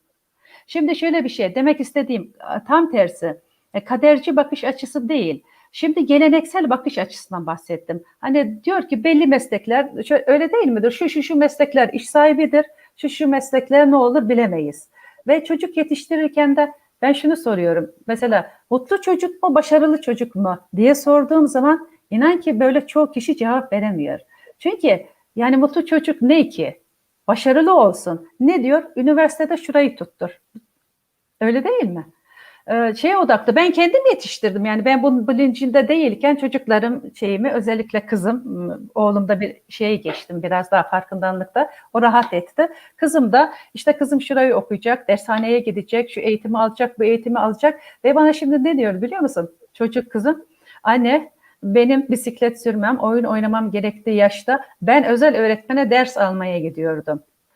Şimdi ondan sonra dönüp dolaşıp biz bunları yaparken demek istediğim şey abartıyoruz Levent. Bir çocuk üniversiteyi okuması gerekiyorsa, okula gitmesi gerekiyorsa zaten gidecek. Ama biz veliler öyle bir büyük anlam yüklüyoruz ki buna. Bu anlam içerisinde hem biz boğuluyoruz hem çocukları boğuyoruz. Sosyal alan tanımıyoruz onlara göre. Anladın mı? Sosyal alan tanımıyoruz. Yani hakikaten 4. sınıfta neyin derdiydi ya bu geldi lise sonunda dersenize gerekeni yaptı. Demek istediğim bu yani. Şimdi o çocuk okuması gerekiyorsa bunun niyetini yaptıysa zaten okuyacak. Ama biz olayı o kadar abartıyoruz ki. Suyu habire yukarı doğru akıtmaya çalışıyoruz. Yoksa bu şey değil, kadercilik değil ama gerçekten şunu söyleyeyim. Çocukları farkında olarak yetiştirin, seçimlerine fırsat verin. yapmak istediğin en iyisini yapıyorlar. Hepimiz için geçerli bu. Yapmamız gereken şeyin en iyisini yapabildiğimiz zaman zaten hem başarılıyız hem mutluyuz. Yönlendirmek, baskı yok demek istiyorum. Evet Dinemiz abla. İstiyorsanız sorulara geçeyim ablacığım. Ben soru bekliyorum senden. Şimdi biraz sıra sende, seni bekliyorum. Evet. Erhan Bey sormuş. Erhan Safkaf, dedelerimizden ve babalarımızdan aldığımız genleri geliştirmemiz, daha ileri götürmemiz mümkün mü? Nasıl veya ne olacağımız belli, zorlamayalım mı diyorsunuz diye sormuş. Şimdi geliştirebiliriz tabii. Demek istediğim şey buydu. Zaten atalarımızın genlerinde her şey olumsuz değil ki. Birçok olumlu yönleri de var. Benim orada atalarınızı araştırın, tanıyın. Hangi yetenekleri var, hangi alanda şeyleri vardı, becerileri vardı diye baştan söylemem istediğim şey buydu. Fakat şu geliştirebilir miyiz'deki şeyi şöyle anlatabilirim. Dedelerimizden, atalarımızın olumsuz deneyimleri de aktarılıyor genlerde bizde. Bunların bağları kesebilme imkanlarımız var. Bunlar için biz özel çalışmalar yapıyoruz. İşte aile sistem diziliminde özel çalışmalar yapıyoruz.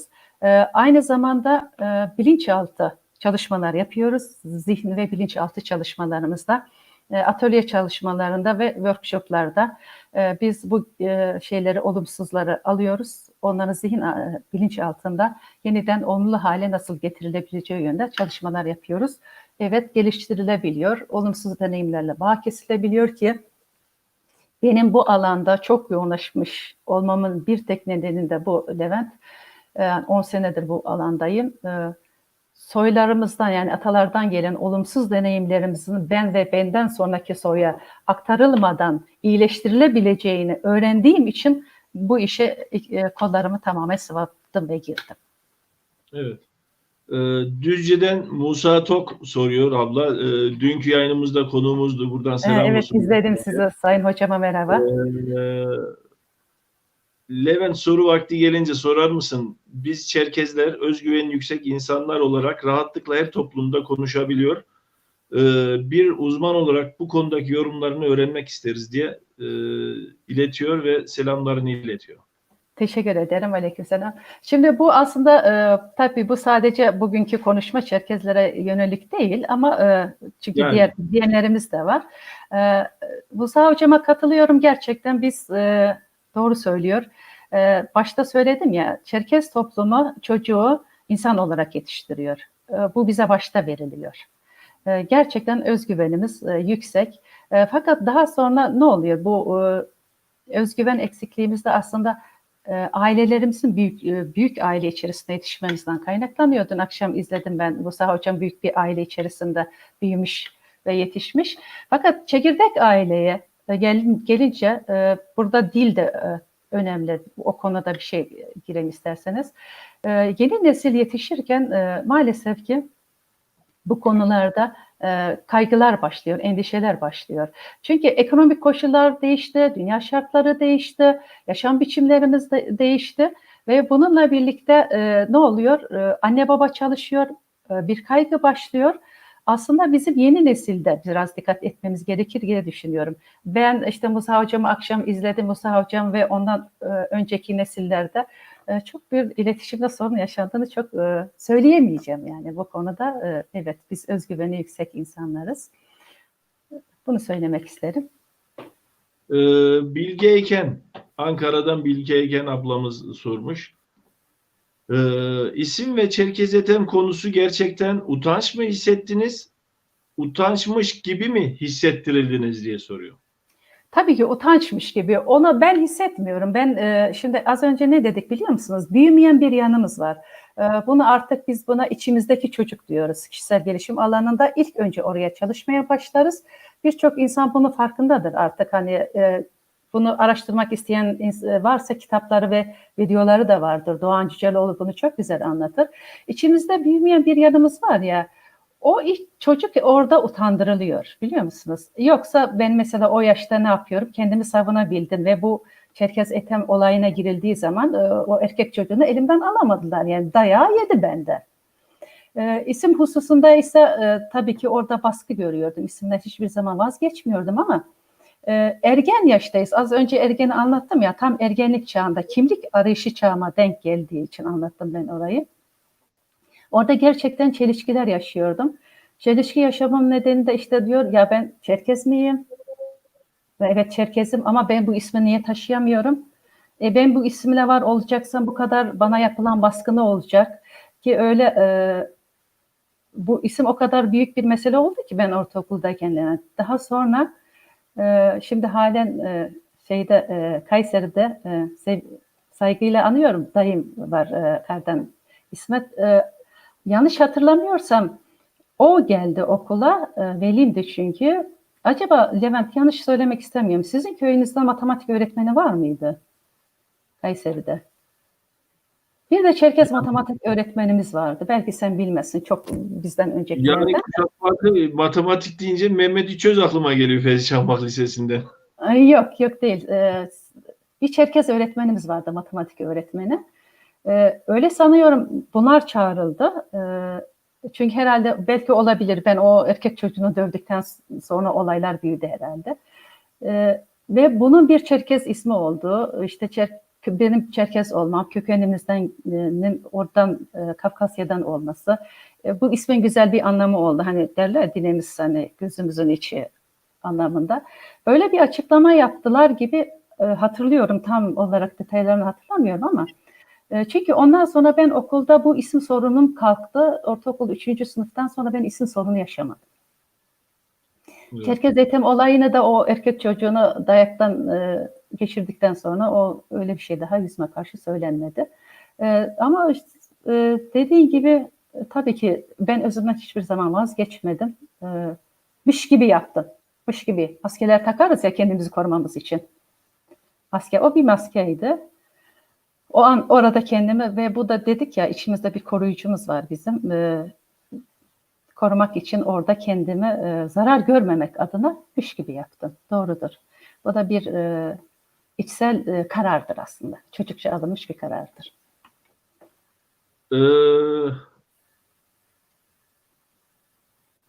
Bizim köylü Mustafa Vurdem abimiz matematikçiymiş. Bizim köylü Halis abi yazdı. Onu biliyorum. O Mustafa Bey o zaman Kayseri Lisesi'ndeydi. Bizimki Necati Hoca mıydı acaba ya? Ben çok uzun zaman geçti, hatırlayamıyorum biraz.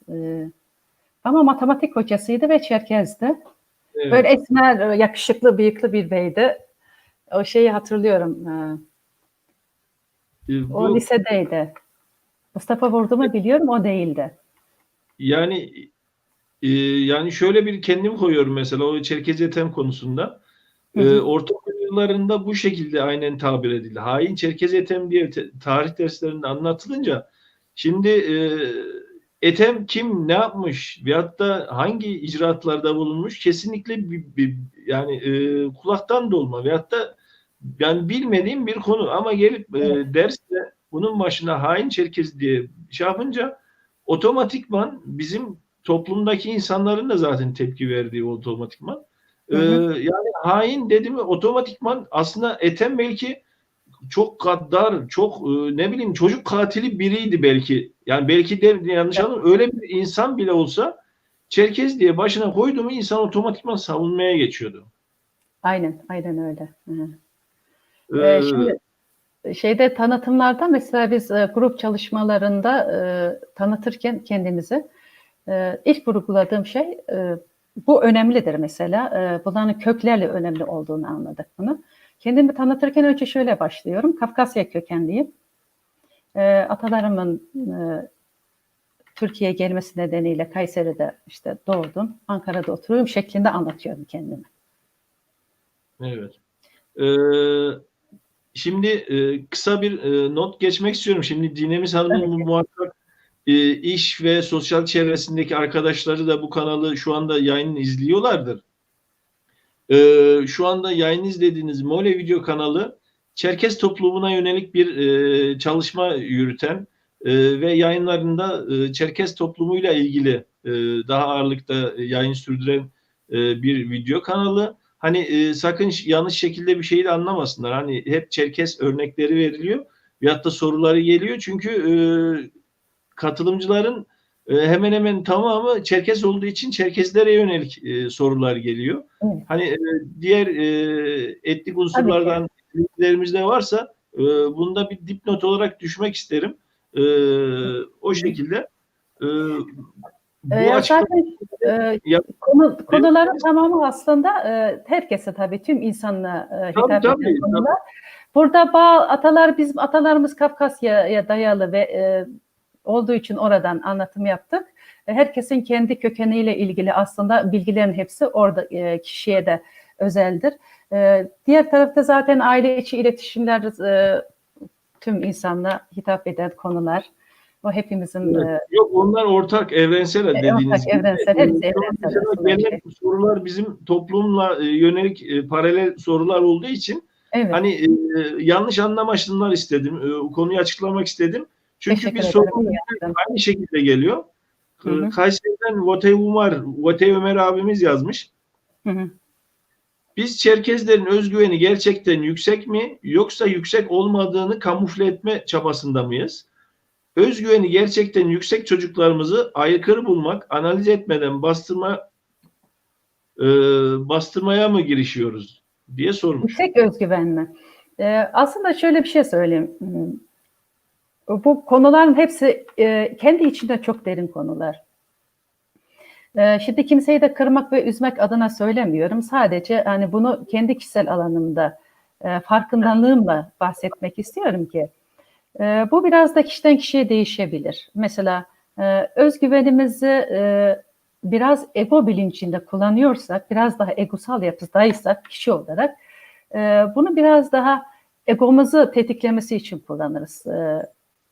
Veyahut da mesela özgüveni çok yüksek olan çocuklar var ise bu özgüveninde aslında bir dengesizlik olduğunu vurgulamak isterim. Çünkü özgüven hayat bir denge üzeredir. Ne yukarıda olacağız ne aşağıda olacağız. Şimdi bilmemiz gereken tek şey şu. Biz insanız, hepimiz insan olarak yaratıldık. İnsanın kimsenin bir üstünlüğü yoktur. Ne üstte bir kimseden üstünüz ne de aşağıdayız. Biz bir dengedir. Mühim olan bir hayat bir denge içerisinde olmalıdır. Gerçekten özgüven yüksekse burada da bir sorun var demektir. Burayı ego tetikliyor demektir. İşin içine de biraz da kibir girebilir ki bu ayrı konular. Bunun üstüne çok girmek istemem. Bir soru daha yönetmiş Vatey Ömer. Kuşak çatışması, kuşakların değişim hızının artışıyla yeterince kontrol edebiliyor muyuz? X-Y kuşakları alfa kuşağı deniyor ve iş hayatında bile bunları dikkate almamız gerekiyor. Biz nasıl, ne yapmalıyız diye soruyor. Kuşak çatışması gerçekten eğer biz değişime yönelik olmazsak, ebeveynler olarak değişime açmazsak kendimizi gerçekten bu kuşak çatışması sert olur ve olacak. Çünkü artık zamanımız bir değişim zamanı, bir yenilenme döneminin içerisindeyiz. Bu yenilenme dönemi içerisinde bize annemizden, babamızdan verilmiş olan şekilde şimdiki çocuk kabul etmiyor. Burası bir gerçek. Bu bilimsel olarak söylüyorum bunu. Artık çocuk mesela çok bizden ve bizden önceki bir kuşakta bir baba çocuğuyla iletişiminde ona bakışıyla dahi kendisinde değerli olduğunu hissettirebilirdi.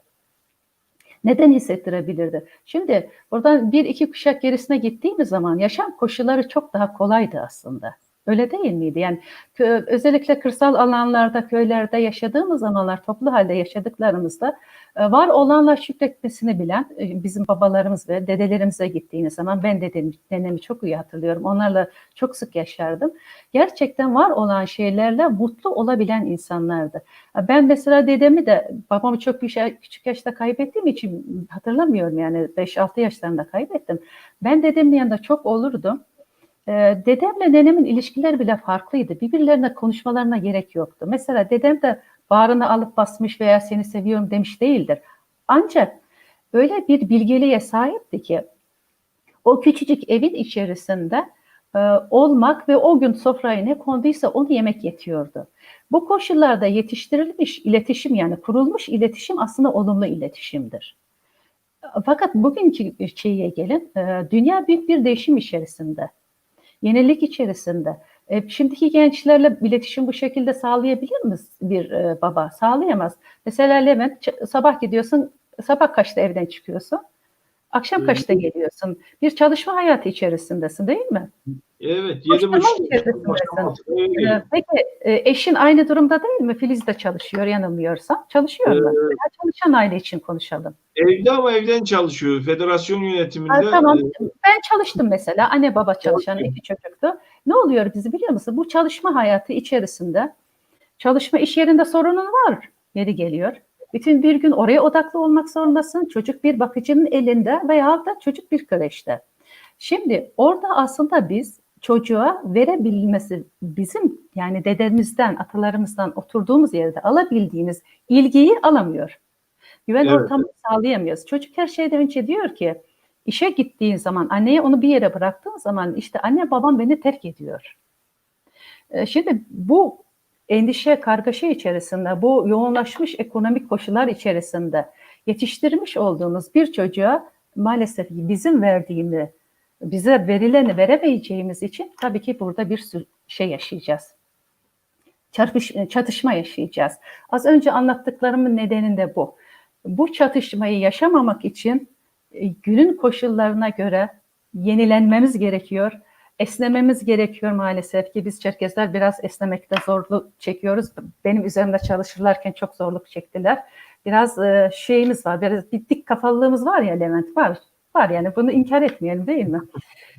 İşte burayı biraz yumuşatmamız gerekiyor ki çocuklarımızla iletişim kurabilelim. Gerçekten bizim yetiştiğimiz gibi bu ortamda çocuğun yetişmesi mümkün değil. Bunu biraz daha bilimsel olarak aileler de kendilerini bu konuda geliştirmeli. Artık gerçekten şunu görüyorum ben gerek kendi alanımda gerekse eğitim aldığım alanlarda, eğitim şeylerimde çok sık aile içi iletişim seminerlerini görüyorum. Bu videoları, kitapları açtığınız zaman sürekli son sene aile iletişimi üzerinde büyük bir çalışma var. Evet, çocuklarımızı yetiştirmekte bizlerin öncelikle değişmesi gerekiyor. Ya aslında şimdi siz anlatırken aklıma gelen ilk çocuklar her zaman biraz kurban oluyor zannedersem. Aynen. Benim kızım konuştuğu gibi konuştu Levent diyor ki ilk çocuklar ilk şeyler diyor aynen. Deneyim. Deneyin diyor. Her şeyi onun üzerinde deniyorsunuz diyor. Ya peki şeyde hata mı ediyoruz acaba? Şimdi ben hani örnekler bizim toplum içindeki bazı davranışlar ana dil olsun, dans olsun vesaireler yeterince aktarmadığım için biraz da doğruyu söylemek gerekirse şöyle bir savunma kuruyorum. Bu savunma mı acaba yoksa cidden mesela Kuban 13 yaşında kreşlerde büyüdü. Bir şey oldu bu kreş çocuğu diyorum. Topu taca atıyorum aslında. Ama gerçekliği de var. Bilmiyorum yanlış mı yaptık? Ya Levent burada çok güzel bir şeyin farkına vardın. Teşekkür ederim. Bak farkındalık şimdiden başlamış da yani program bitmeden başlamış farkındalık. Evet orada topu kreşe atıyorsun ama şöyle bir şey söyleyeyim. İlk 6 yaş okul çağına kadar ebeveynlerde, annede özellikle, baba da var ama ondan sonrasını okul çağı, ondan sonra toplum devam ettirir. Gerçekten buradan evet koşullarımız bu. Ben kızım derdi ki anne ben ne zaman eve geldiğimde sen bana kapıyı açacaksın. Ya ben de öyle büyüdüm. Fakat şunu bilmemiz gerekiyor Levent. Telafi edebiliriz. Çünkü biz de zorunluyuz. Yani niye çalışıyoruz? Çocuklarımızın geleceğini daha iyi gelecek sunabilmek için, kendi hayatımızı daha konforlu yaşamak için çalışıyoruz. Şimdi orayı tekrar telafi edebilme şeyin var. Öncelikle çocukla konuşulmalı dediğimiz şey. Çocuk neden kreşe gitmesi gerekiyor? Çocuğa anlatılması gerekiyor. Öncelikle. Yani koşullarının anlatılması ama onu korkutmadan evet. Şimdi annen şu çalıştığını farz et. Annen çalışıyor, baban çalışıyor. İşte ekonomik koşullar, durumlarımız için bunun yapılması gerekiyor. İnan çocuklar çok akıllıdır. Her şeyi anlıyorlar. Siz yeter ki yönlendirin. Onun neden gitmesi? O saatte gidecek. O saatte orada emniyette, güvende olduğunu, o anlarda bile onu düşündüğünüzü, daha sonra Akşam olduğunda onu aldığınızı, hafta sonu onunla birlikte, hafta sonunuzu, akşamınızı, az önce söyledim ya, aslında çocuk kendi hayal dünyasına dönüktür. Siz sadece size geldiğinde dinleyin çocuğu. Anlatım kurallara uygun olarak. Onun haricinde bırakın çocuk kendi halinde kendisini zaten eğitiyor. Neyle eğitiyor biliyor musunuz? Oyuncaklarıyla, hayal dünyasıyla. Çocuklar çok güzel hayaller kurarlar. Aslında oyun oynarken onlara çok fazla müdahale edilmemeli. Onun mesela onlara yaptığımız fazla müdahaleler o anda oyun halindedir çocuklar için. Ama bu yetişkinlikte iş seçiminden eş seçimine kadar onları etkileyecek. Onun için burada anne babaların çok, ebeveynlerin çok duyarlı olması gerekiyor. Evet abla. Ama dediğim gibi orada fark ettin, o kurban rolünden vazgeçmemiz gerekiyor Levent. Ya biraz Pardon. sorularla birlikte ben de böyle bir konuyu yakalamışken hani ben dobra adamım. Herkes bilir yani, şimdi ekran karşısında da yalan söyleyecek halim yok. Dediğim gibi biraz sonra hanım kapıyı açacak. Ya Levent diyecek. Veyahut da o bir tarafta diyordur. Kulağım çınlıyor çünkü. Evet. Ama izleyiciler eminim ki bunu birçoğumuz yaşıyoruz. Yaşıyoruz, evet Kendi yaşıyoruz. özel konularımı açıyor gibi, hatta ikinizin arasındaki bir sohbet, ikimizin arasındaki bir sohbet vari şeklinde değerlendirme olabilir ama bu aslında herkesin yaşadığı şeyler diye düşünüyorum. Evet. Rıza Sümer yazmış. Gönül kulağım sizde sevgili Esin Canak. Siz şiddetsiz iletişim diyorsunuz. Sevgi hoşgörü dili. Bazı balıklar nehrin tersine göçüyor. Yavrulamak için insanda yapamaz mı? Bazı balıklar nehrin tersine yüzüyor. Yumurtlamak için diyor. Acaba insanoğlu da bunu yapamaz mı diye sormuş Rıza Sümer. Şimdi herkes doğasına göre hareket eder. Evet, bazı balıklar tersine yüzer ama insanoğlu tersine yüzdüğü zaman boğulur. Çünkü balığın tabiatı ona elverişli. Yumurtlamaya gidiyor ama orada da ölmeye gidiyor. İşte. Ama insanın doğasında böyle bir şey yok. İnsanın doğası akışa direndiğimiz sürece insanoğlu zaten ilerleyemez. Mesela bir çalıyı düşünsenize. Çalı tüm fırtınalarda ne oluyor? Yatıyor ve fırtına geçince geri kalkıyor. Kendisi nasıl güzel koruyor fırtınadan. Peki bir ağacı düşünün. Bir ağaç dik durduğu zaman ne oluyor? Kırılıyor. Fırtınayla yerle bir oluyor. Bırakalım balık doğasına göre hareket etsin. İnsanoğlu da kendi doğasına göre kendi akışında hareket etsin. Evet. Hanım gelir diyordum. Oğlum geldi şimdi pis pis sırtarak. Ya baba. Evet. Şimdi şöyle bir şey. Tekin Beslen abi. Biz de bilmiyorduk ama şimdi şöyle bir şey. Başta da söyledim yani. Anne baba hepimiz evlatlarımızı tamamen koruma güdüsüyle hareket ediyoruz. Yani burada aslında suç da yok, suçlanacak bir durum da yok. Sadece farkında değildik. Umarım bundan sonra daha farkında oluruz. Daha farkındalıkla yaklaşabiliriz. Sadece çocuklarımıza değil, önce kendimize. Başta ne söyledik? Önce kendimizle iletişim kurabilmeliyiz.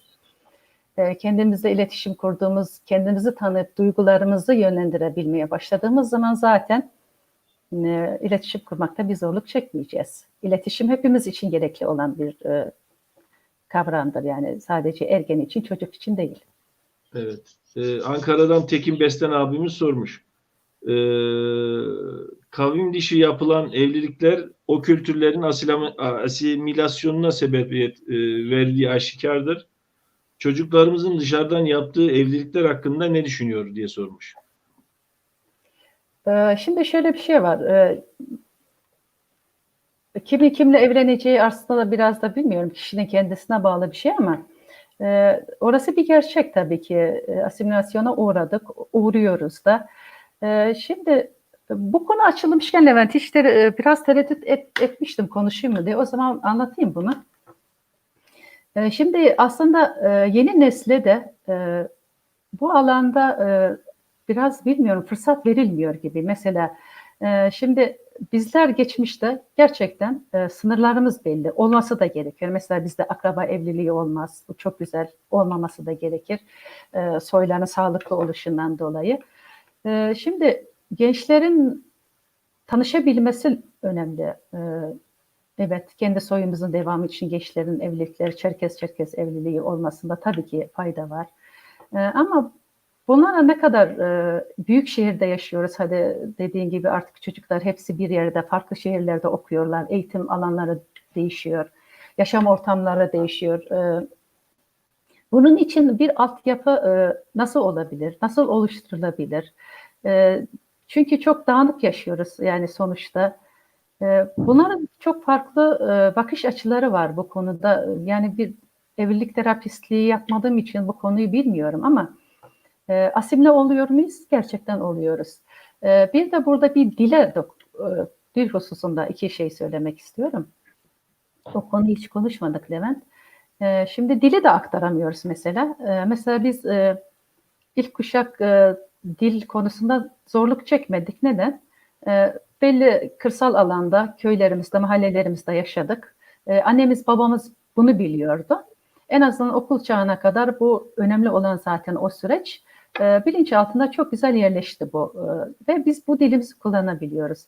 Peki sonra ikinci kuşak için ne oldu dil? Büyük şehirlere taşındı. Şimdi aynı şeyi baştan söyledim ya, okula gidiyorduk, Çerkezce konuşulmasın kaygısı yaşıyorduk, bunun cezasını yaşıyorduk. İkinci kuşak geldi, ondan sonra büyük şehirde yetiştiriyoruz çocuklarımız bu alanda. Ne oluyor? Daha fazla okula gitmesi gerekiyor, sosyal topluma girmesi gerekiyor, kendisini daha iyi ifade etmesi gerekiyor. Ne oluyor o zaman? Kendi ana dilinden önce yaşadığı ülkenin dilini alması gerekiyor. Şimdi burada ev içerisinde ne kadar konuşulsa da çocuk aslında temeli dışarıda aldığı için dili de kendi kendine alamıyor. Ama şimdi ne güzel, şöyle bir şey düşündüm geçenlerde. Ya bu korona döneminde ne güzel evdeyiz de. Tabii ki haddimi aşmak istemiyorum. Herkes kendi program içerisinde çalışır da bildiğim kadarıyla derneklerde bu eğitimler veriliyor. Böyle şeyler ortamlarda da dil hususunda bir etkinlik yapılabilir, bir çalışma yapabilir. Tabii hocalar daha iyi bilir bunu. Nasıl şimdi biz yeni nesil çocuklarımıza neyi öğretiyoruz? İngilizceyi öğretiyoruz, Rusçayı öğretiyoruz. Peki bunları öğrenirken bunun yanında biz kendi ana dillerini de bir eğitim olarak verebiliriz. Veriliyor, derneklerde veriliyor biliyorum da. Daha fazla kitleye ulaşabilmek için. İşte bu ekranlarda mesela akşamları evden de çıkmıyoruz. Ne güzel böyle. Mesela ben konuşmayı biliyorum ama yazmayı bilmiyorum mesela. Bu konu üzerinde çalışılabilir ama dediğin gibi evliliklerde evet asimile oluyoruz. Burası bir gerçek. Evet. Biraz önce bahsettiğiniz konu da aslında biraz arz talep meselesi. Yani talep gelecek ki arz edilecek. Maalesef o konuda talep olan talepler de sözlü talepler sadece. Yani reel yapalım diye bir talepler değil maalesef. Öyle benim izlenim o şekilde. Evet.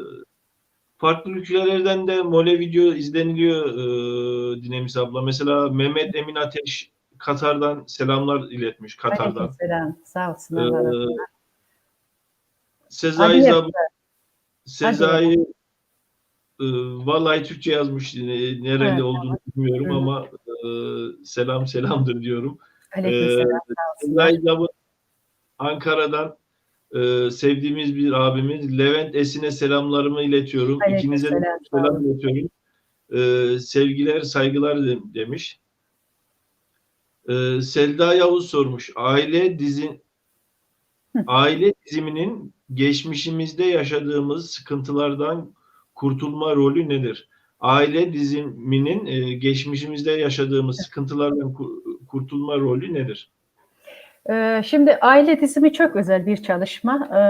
Bu bir tiyatro sahnesi gibi düşünün. Bir tiyatro sahnesinde her neyse yaşadığı sorunu orada bir açılım ortaya çıkıyor. O açılım içerisinde işte her neyse o bilmediği alanla kendisi yüzleşiyor. Görebiliyor. Göremediği alanı o sahnede görebiliyor ve oradan kendisi gerçekten evet o enerji şeyinden, sıkışmışlıktan çıkıp oradan yeniden güçlü şeye bağlanabiliyor, yaşam enerjisine bağlanabiliyor. Selda Yavuz, ben Karakuyu köyünden Fereç Selda, Dinamis adıma selam ve sevgiler iletiyorum demiş. Aleykümselam, sağ olsunlar. Sacit Tok, Hikmet Tarkay demiş. Matematik hocası demiştiniz. Abazelerden Hikmet Tarkay. Evet, Hikmet Tarkay.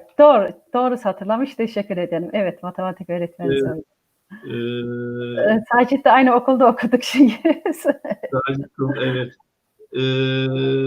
Samit Tokmak abimiz selam iletmiş. Aleykümselam. Samit'le aynı okulda okuduk biz de. Evet.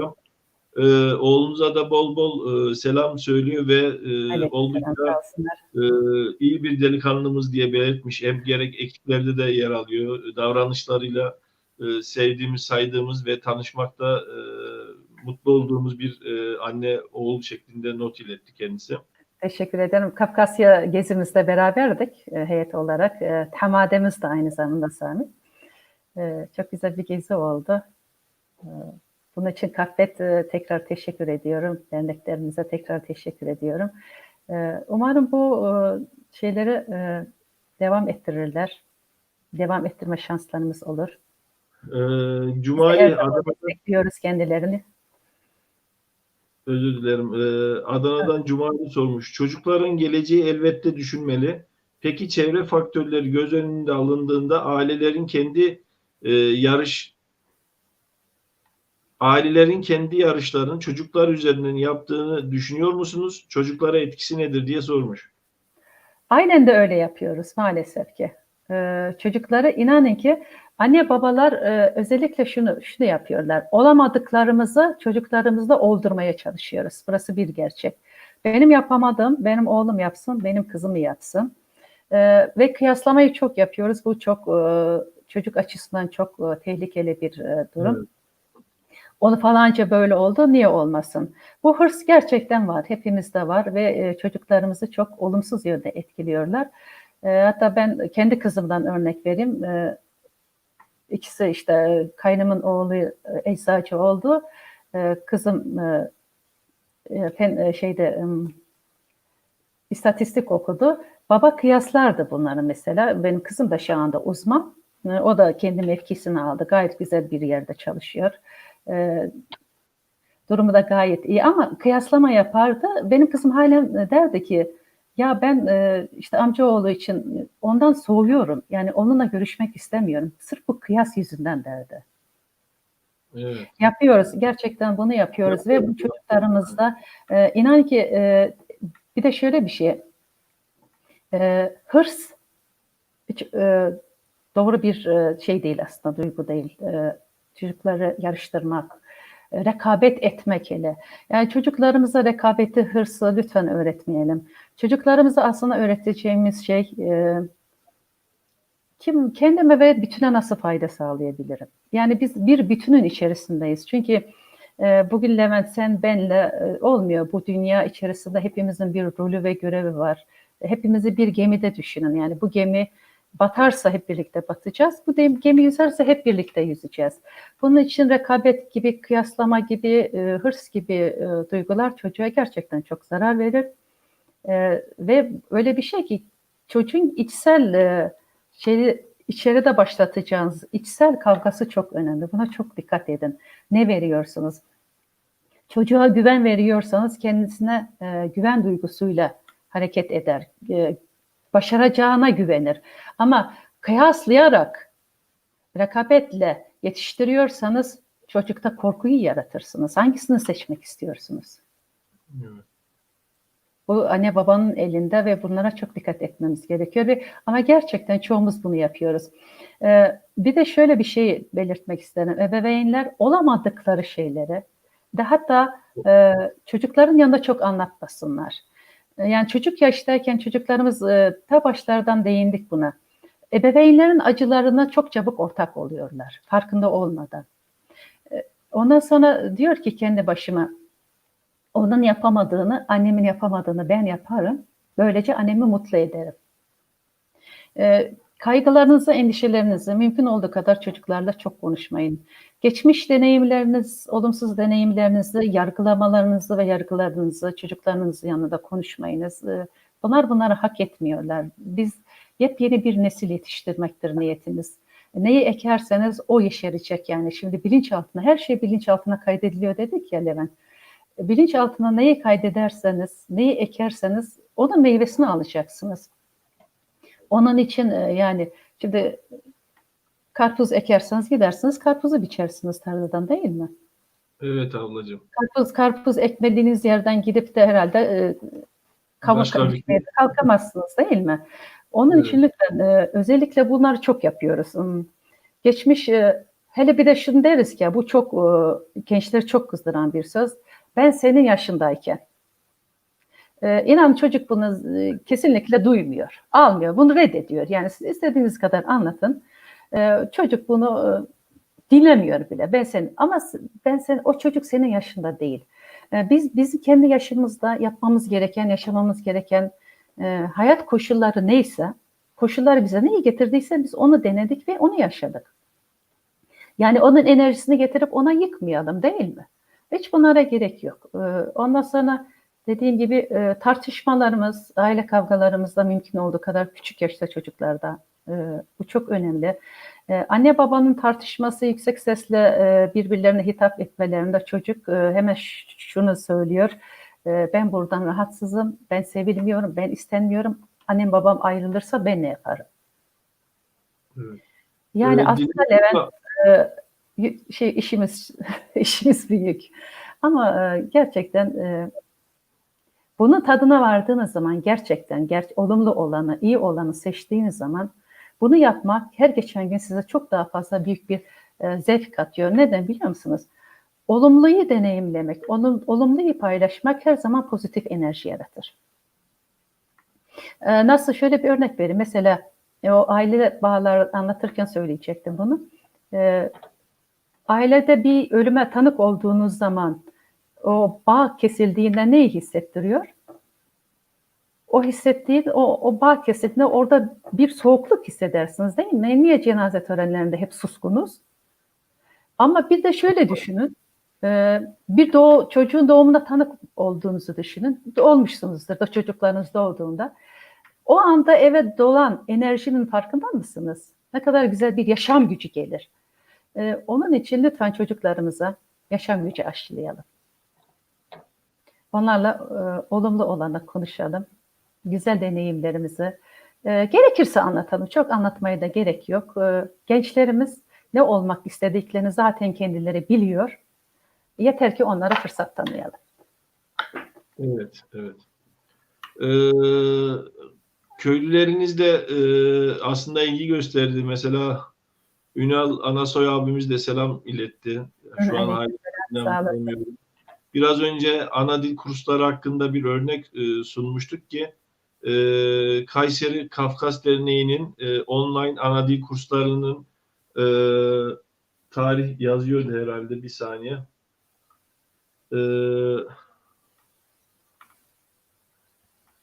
6. ayın 8'inde Kayseri Kafkas Derneği'nin online olarak Çerkezce kursları 6. ayın 8'inde başladığı bilgisini ve konu hakkında ilgilenenlerin Kayseri Kafkas Derneği ile sosyal medya veya telefon yolu üzerinden iletişim kurabilecekleri bilgisi paylaşıldı. Dinamiz abla. Evet, bu konuda hepimize görev düşüyor. Farkında mısın Levent? Aslında bu edinilen bilgileri de sosyal medyadan paylaşabildiğiniz kadar insanlarla paylaşın. Yani kimin ne şekilde faydalanacağını bilemeyiz. Mesela Kayseri'de başlayan bir çalışmanın bize burada mesela Facebook aracılığıyla olsun, WhatsApp aracılığıyla sosyal medyayı kullanarak iletebildiğiniz her yere iletelim yani. Evet. Dinemiz abla, böylece gelen soruları da tamamlamış olduk. Buradan sevgili izleyicilere ve sizle de bir hususu paylaşmak isterim. Şu an önümde bu yayınları yaparken şu anda cep telefonuyla sizle ana iletişim kuruyorum. yapmış olduğumuz yayında orta ekrandaki ana bilgisayarımda kontrol ediyorum. Onun yanında da laptop var. Gelen soruları da oradan kontrol ediyorum. O yüzden sık sık sanki sizi dinlemiyor gibi yana bakıyorum. Sanki bunu başta söylemem gerekiyordu. Hani yanlış bir his, algı uyandırabilir. Dediğim gibi teknik olarak hem programı hem gelen soruları hem de olmadık yorumlar gelebiliyor. Bu akşam mesela birkaç tane yaşandı maalesef. Bu tip şeyleri de kontrol altında tutmam gerekiyor. Tabii ki. Tabii ki.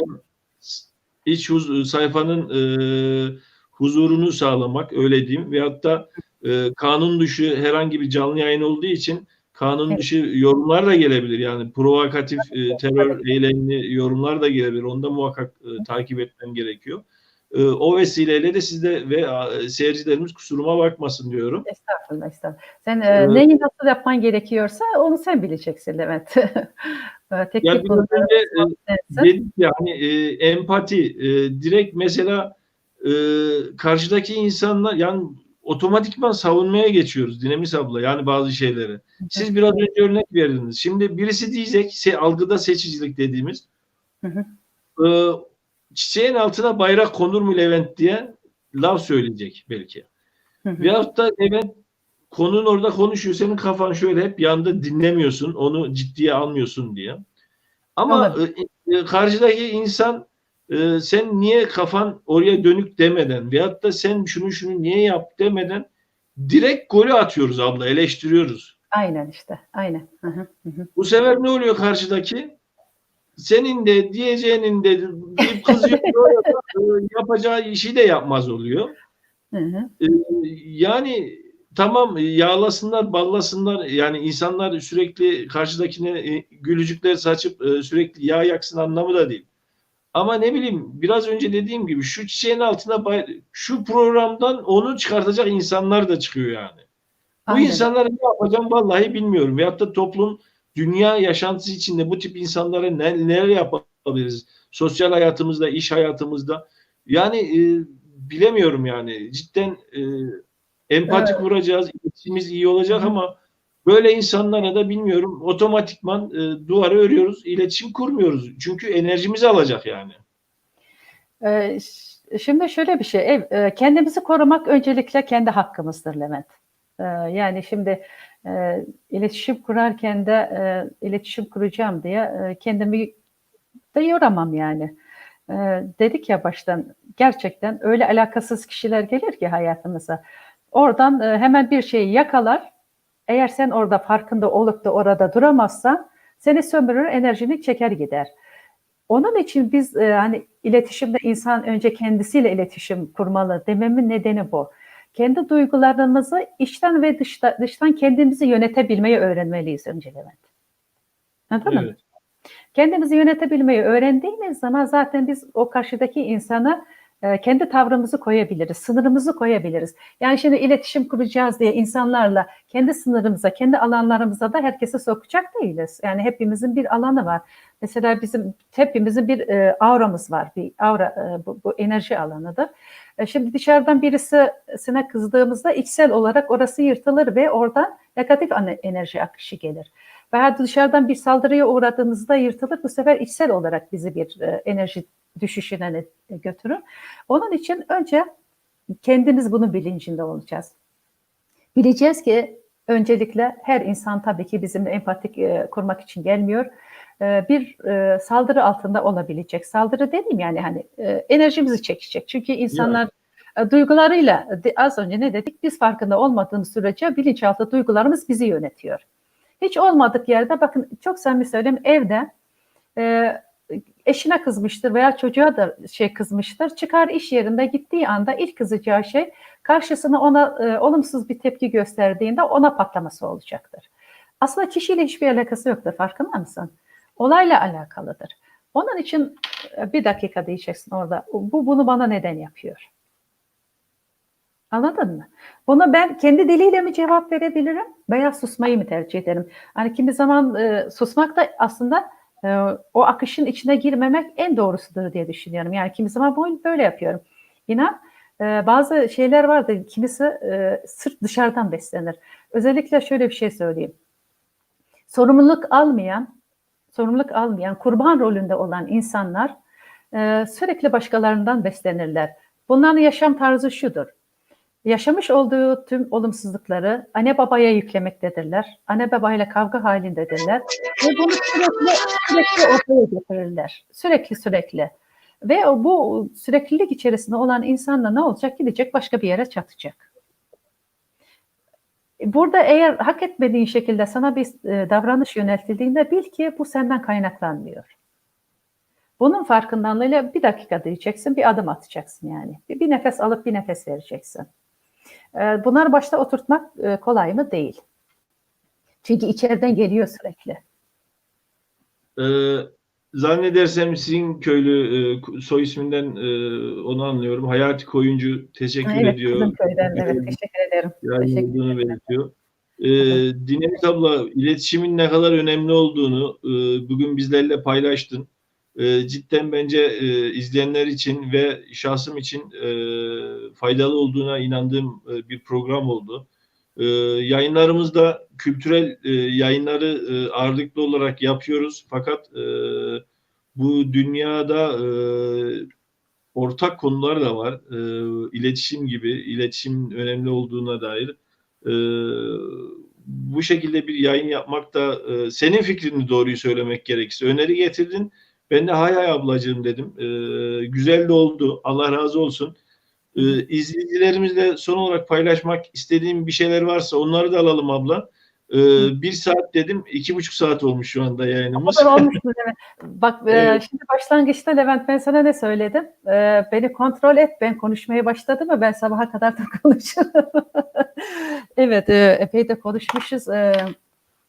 Levent'ciğim ben özellikle dediğin gibi uzun zamandır takip ediyorum. Bu özellikle korona döneminde bize çok güzel, zevkli şeyler yaşattın. Her akşam genellikle katılabildiğim kadarıyla programına ve katılımcılarla dinledim.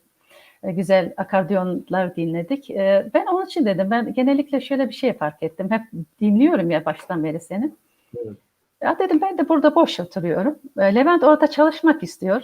Yani hizmet etmek istiyor. Bu şeyiniz takdir edilecek bir hareket Levent. Gerçekten insanlara çok hizmet katıyorsunuz. Zaten biz niçin varız? Gerçek amacımız aslında insana hizmet etmek için varız. İnsana hizmet etmek en büyük erdemdir diye düşünüyorum. Ben de emekli olmamın ve bu konuların farkındalığına var, önemini anladıktan sonra hizmet etmek için yola çıktım. Gerçekten insana hizmet etmek en büyük değerdir. İnsan en büyük değerdir çünkü. Dedim bir farklı bir şey olsun ya biraz karıştıralım dedim şöyle ortamı. Yok, güzel oldu. Az önce dedin ya hani arz talep meselesi dediğin gibi bir de dedim ben talepte bulunayım. Bir akşamı da böyle renklendirelim. Bu imkanları sağladığın için sana çok teşekkür ediyorum ve çok da güzel oldu. Umarım bundan sonra çalışmalarında bizi daha şeylere götürürsün. Evet. Ve bugün katılan herkese çok teşekkür ediyorum. Sen görüyorsun katılanları. Selam gönderenlere selamlarını alıyorum. Teşekkür ediyorum. Başka ne söyleyebilirim ki? Yani şöyle bir şey söyleyeyim. İletişimde kalalım. Mümkün olduğu kadar şimdi her gün yeni bir başlangıçtır. Her sabah uyandığımızda yeni bir güne başlıyoruz.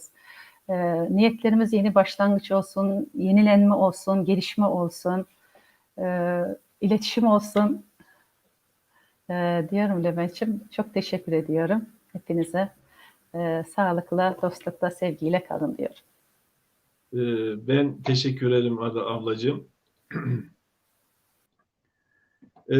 Sevgili Mole video izleyicileri, bu akşam Ankara'da ikamet eden sevgili ablamız Dinemiz Çanak ile iletişim konusu üzerine ve ana vatana yapmış olduğu ziyaretten, izlenimlerden ve hisleri üzerine bir sohbet gerçekleştirdik. Her zaman olduğu gibi bu akşamki yayınımıza katılan siz değerli konuklara, izleyicilere teşekkür ediyorum. Şöyle de bir dipnot düşmek istiyorum. Abone olun sekmesi var. Ona tıklayınca kanala abone oluyorsunuz. Herhangi bir ücret söz konusu değil. Abone olursanız yayınlardan haberdar olursunuz ve kanala da katkınızı sunmuş olursunuz. Artık hoşgörünüze dayanarak bu şekilde gerek kendi kanalım gerekse kurumlarımız olan Kafkas Dernekleri Federasyonu Genel Merkezi'nin KAFED'in YouTube kanalı ve üye derneklerinin bildiğim kadarıyla Kayseri, Ankara, Antalya, Bağlarbaşı derneklerinin YouTube kanalları varsa diğer derneklerin kanalları. Çerkezevi de açıyordu.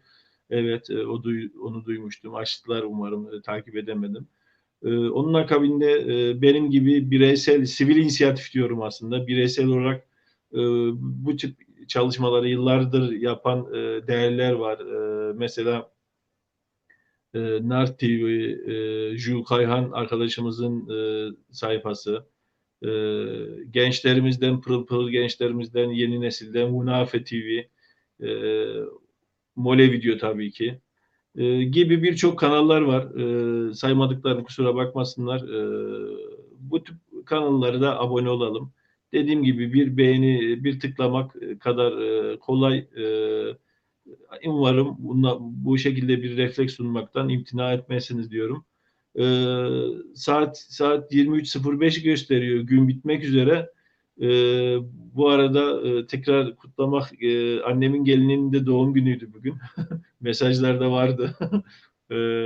Kendisine de iyi yıllar diliyorum. Allah eksik etmesin diyorum sevdiklerinden, arkadaşlarından diyorum. Mole Video'nun gelecek yayınlarında görüşmek üzere diyorum. İyi akşamlar, esenlikler diyorum. Sıhabidem de teküsi ana de hubzem ke zborjazens mır dışı hubjajas nişhabe.